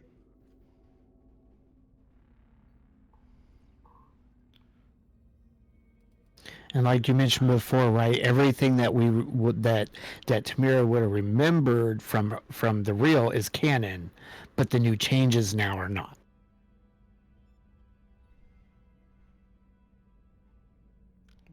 So essentially, butterfly effect.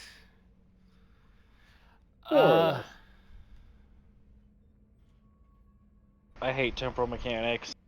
And that door is still open.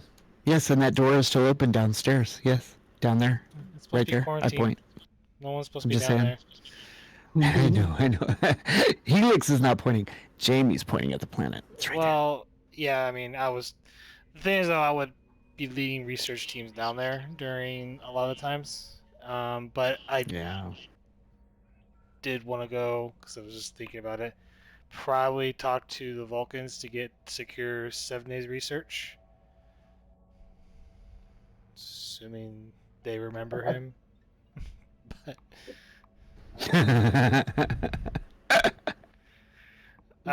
All those for.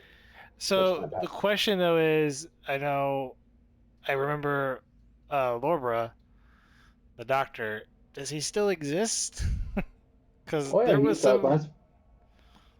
He's comatose. He's been sitting in the station's med bay.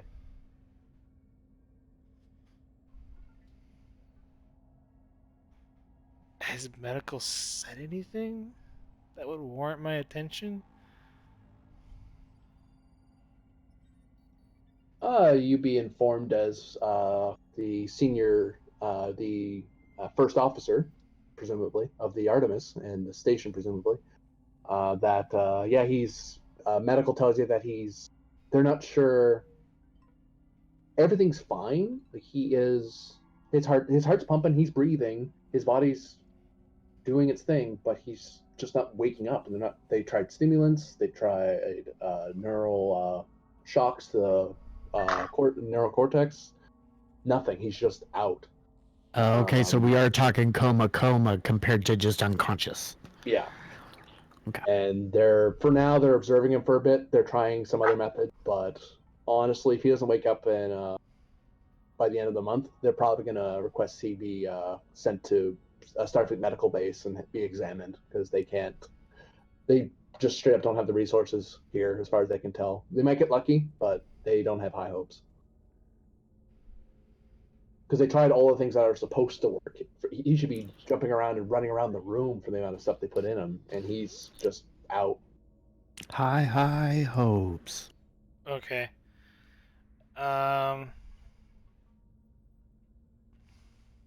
It's probably might be metagaming. She would request that if a telepath has kind of done a brief scan, because even people in comas might be displaying or processing certain information. They don't have any telepaths on. You know when though, Ray? Well, I don't think they do. Well, I Ray. mean, wouldn't Tamira know that her captain is, or yeah, any in the her, medical Kim? staff, not Oh, I see what you're saying. Okay, yeah. Yeah, because there's probably civilians like Betazoids and other people. Medical's not dragging them into it. It's like, nah, if we're going to risk someone touching the patient, let's make sure it's one of us.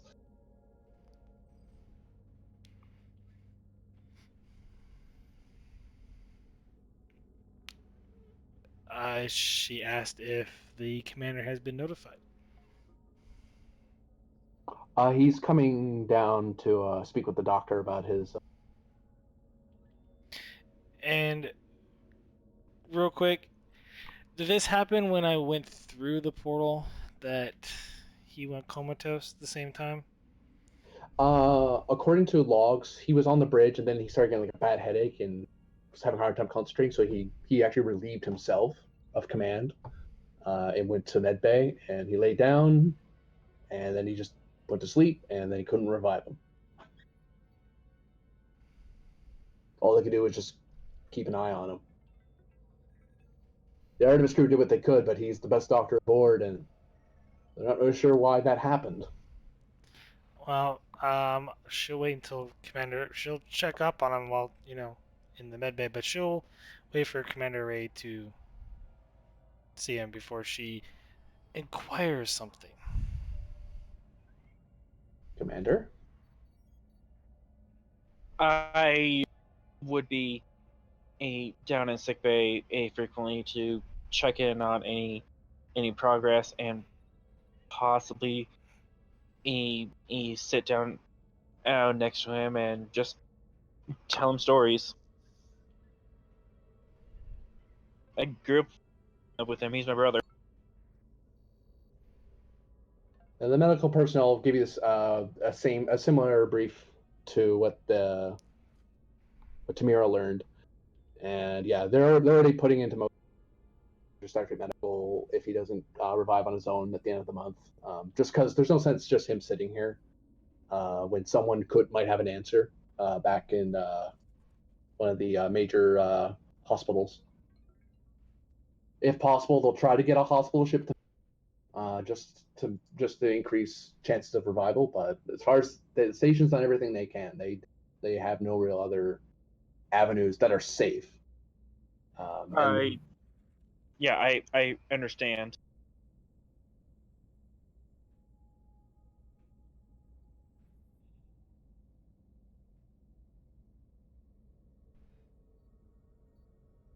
Like Tamir would probably be there at one point. Yeah. Lieutenant Commander.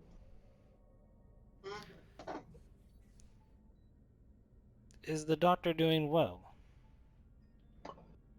He's still stable.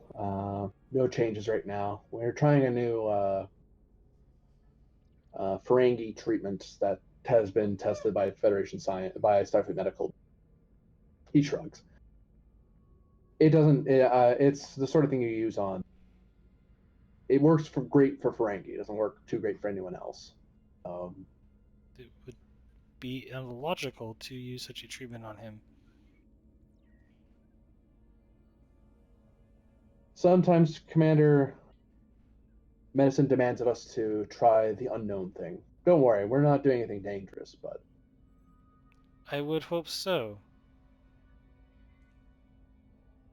is there anything I can help you with? He Is crosses his arms. Is Commander Ray here? Yes.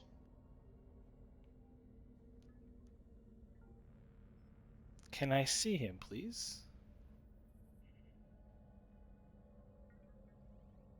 He taps his comm badge. Commander Ray, Lieutenant Commander Tamira would like to see you. Silence for a moment. Yeah, I'll be right there. He nods at you, Tamira, and then walks away from you to go do something other than talk to the annoying voice. Right, walking away mumbling like, it's Starfleet procedure. It's already been listed as a trial. You know, it's like, it's not. Commander, Picard maneuver, straighten my hair, freshen myself up. Yes, Tamara? I am sorry to hear about the news of your brother. I've honestly even trying to keep it off my mind and focus on the current situation, but I'd have to spend an hour or two with in here with him. I believe it is merely a hypothesis, but the logic is sound that it is potential that Dr. your brother, Lorba, is suffering some ill effects from the anomaly. That is a possibility. We just don't have the personnel to examine that right now. As one of the only two people here that have great experience or experienced the anomaly firsthand, I would like to try something, but not without your blessing, of course. Are you asking as your commanding officer, or are you asking as the next of kin and of Adon? Both would be logical in this case.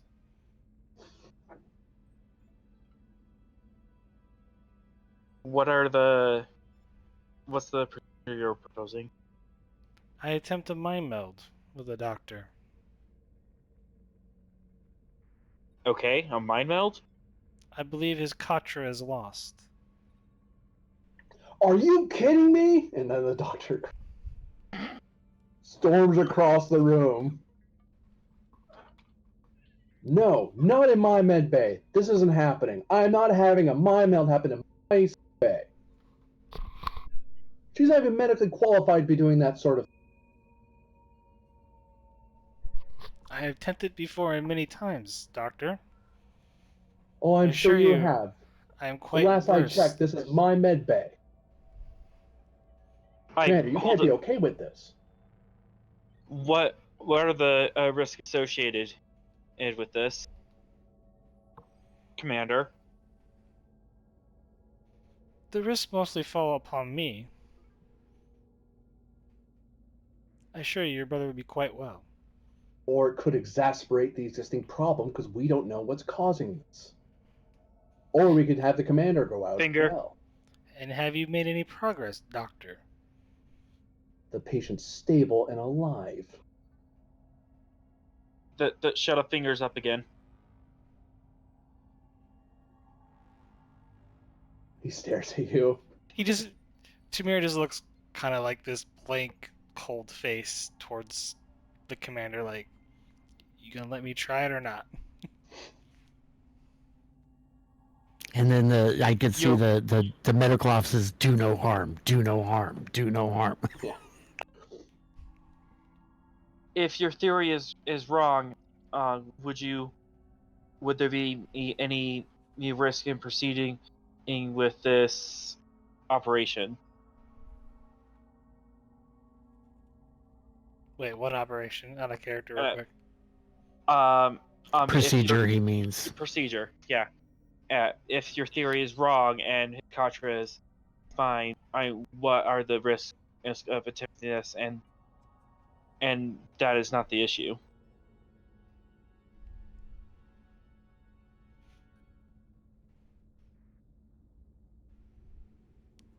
GM. Oh, insight, medicine, difficulty 2. That's an interesting question you were just asked. Mm-hmm. I'm kind of like, eh. I can Couldn't give you, work. insight because this is somewhat unprecedented. This is also Vulcan mysticism. Yeah. Science? Can I persuade you for science in this case? I'll give it to you, sure. You said difficulty 1? 2. 2. It's lowered significantly because you're a Vulcan who actually Take- know how it works. Take 2 threat. I'm spending the momentum. I'm gonna throw those back. Have an increased complication. Okay, it's fine. I'm re-rolling that comp. Nice. I get a momentum. If it's in there, unless his Katra is turned malicious in some manner, the theoretical, you know how the Pawraiths sort of thing. It's like if it's sort of that sort of corruption, you might be at risk, but that's exceedingly, vanishingly rare. If he's in there, you're just going to see him in there in his Katra's sleep if he's unwakeable. So more 99% chance that if the Katra's there, you're just going to see it. It's not going to be doing anything, and you can leave. Although your suspicion that it might be gone, it kind of matches up because this sort of thing happens with Katra. They can appear dead. She remembers it with what happened with Sevne. Yeah, and exactly that too. She altered the timeline, and he collapsed while on the bridge, which she remembers that, but no one else does. Yeah. So this is why, like, me as a character, as me as the player, and the character thing, it could be affected by the anomaly because I did something that kind of changed in a way. But you can't say nothing? Yeah.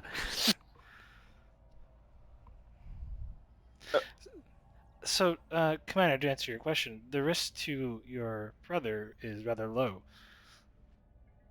Most of the risks are on me and would damage my psyche, assuming that his Katra has gone malicious, or if his Katra is asleep, then I would know that, and there'd be no danger to myself or your brother. I assure you, I will not harm him. Also, as your commanding officer, I have to consider the risk to you. Indeed, But you do. if you are willing to take this risk, and if it will get our chief medical officer or back, I agree. Let's make an attempt.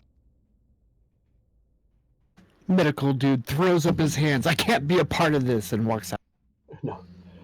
He kind of stares, and that he's very tempted to do that. Very tempted. Yeah, you're right. He'd want to watch over the whole thing with the hypo spray to make sure. So you're right. He wouldn't leave, but he'd still be like, ah. That's an order, Doctor. Commander, I answer to the Federation service. However, you are the commander of this station, and that is one of your officers. I cannot prevent you from doing this. However, I will lodge a complaint with Starfleet Command, and I will lodge my protest against this unwise procedure. If you must, Doctor, I could have a Vulcan doctor who is proficient with the Vulcan mind monitor the situation. I believe there is one potentially on the surface of the planet in the Vulcan district. That is your choice to seek out medical at your leisure, Commander. I cannot prevent you from getting medical advice from a trained physician. Kind of looks at Tamira. He's a little soft and like a qualified person's going to be in the room. Like he doesn't take you seriously as a I know what I'm doing. Like yeah, you're not a doctor. She is a doctor, actually. Just not You that kind of medical- doctor. Exactly. Yes. Tamara, how much history have we had together? Have I ever seen you do a mind meld before? At a game, no. Because Okay. she was just assigned, so you've never seen her do this. You're probably really unsure, because this is all good mysticism here. But it's also my baby brother, so I'm willing to take a risk. Such a flashback to Friday, but it's my captain. I need to speak to him. Okay. She's down. I'm gonna use a direct action and tell Tamara to proceed with the procedure. Very well. She walks over to And the replicator. She's well, so yep, and I want to use my Mander ability to burn a determination and hand it to her. Okay. you just give it to me. Yeah, just give it to you. She walks over to the replicator. Computer, replicate Vulcan candle number 821. And it phases into being.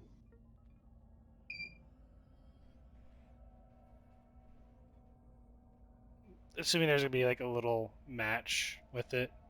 Oh yeah. She walks over, places the Vulcan candle. Computer, lower illumination by 80%. And the lights dim in the room. He's kind of in an ICU, so he kind of has his own, like take away these other seats, but he still has a nice view. Strikes the match, lights the candle. Probably not in there. Red alert. Red. No, I'm just kidding. And the sprinklers went off. It'd be And funny. Lorba wakes up from the water rain, not the. and Shran and comes in with a full Andorian and strike to you. I haven't done anything that violent. She places. I know. I'm waiting on it.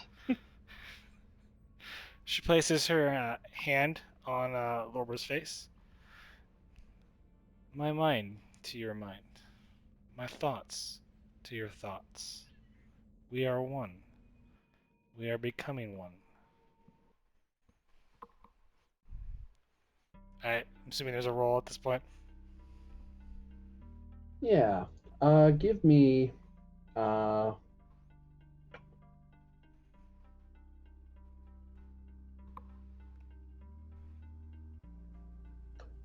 presence plus command or science. Difficulty 1.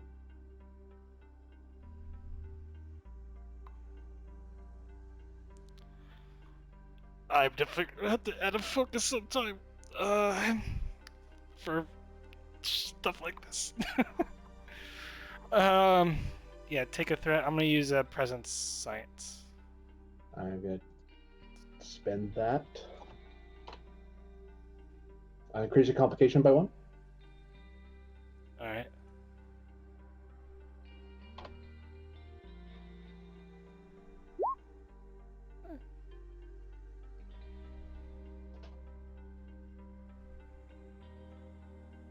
It's just a difficulty 1. Yep, so 2 momentum gained.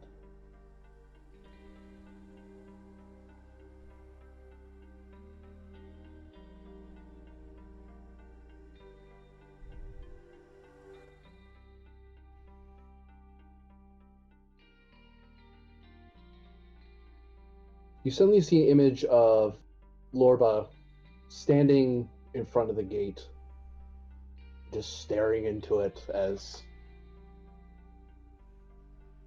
He's seeing various images flitter by, and he's just staring into it.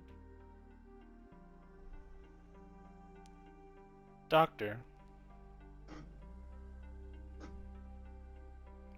She attempts to call out to him. He just continues looking around. The images keep fluttering. He doesn't seem focusing on anything. He's having various memories. You can because you made the roll. You can tell that he seems to be thinking about his past a lot and his memories, and he's running into a lot of unpleasant memories. He's flittering through them, and he doesn't seem to have a lot of control over where he's looking. She walks over to him, stands beside him. Doctor, you must calm your mind. He turns to you, and you can see his face is just running with tears, like he's been sobbing uncontrollably for who knows how long. So, for Flair in the medical ward, you will probably see Tamara's eyes watering. Because of the mind melt. Because kind of sharing the same space. She doesn't have collar arms. She's not disciplined.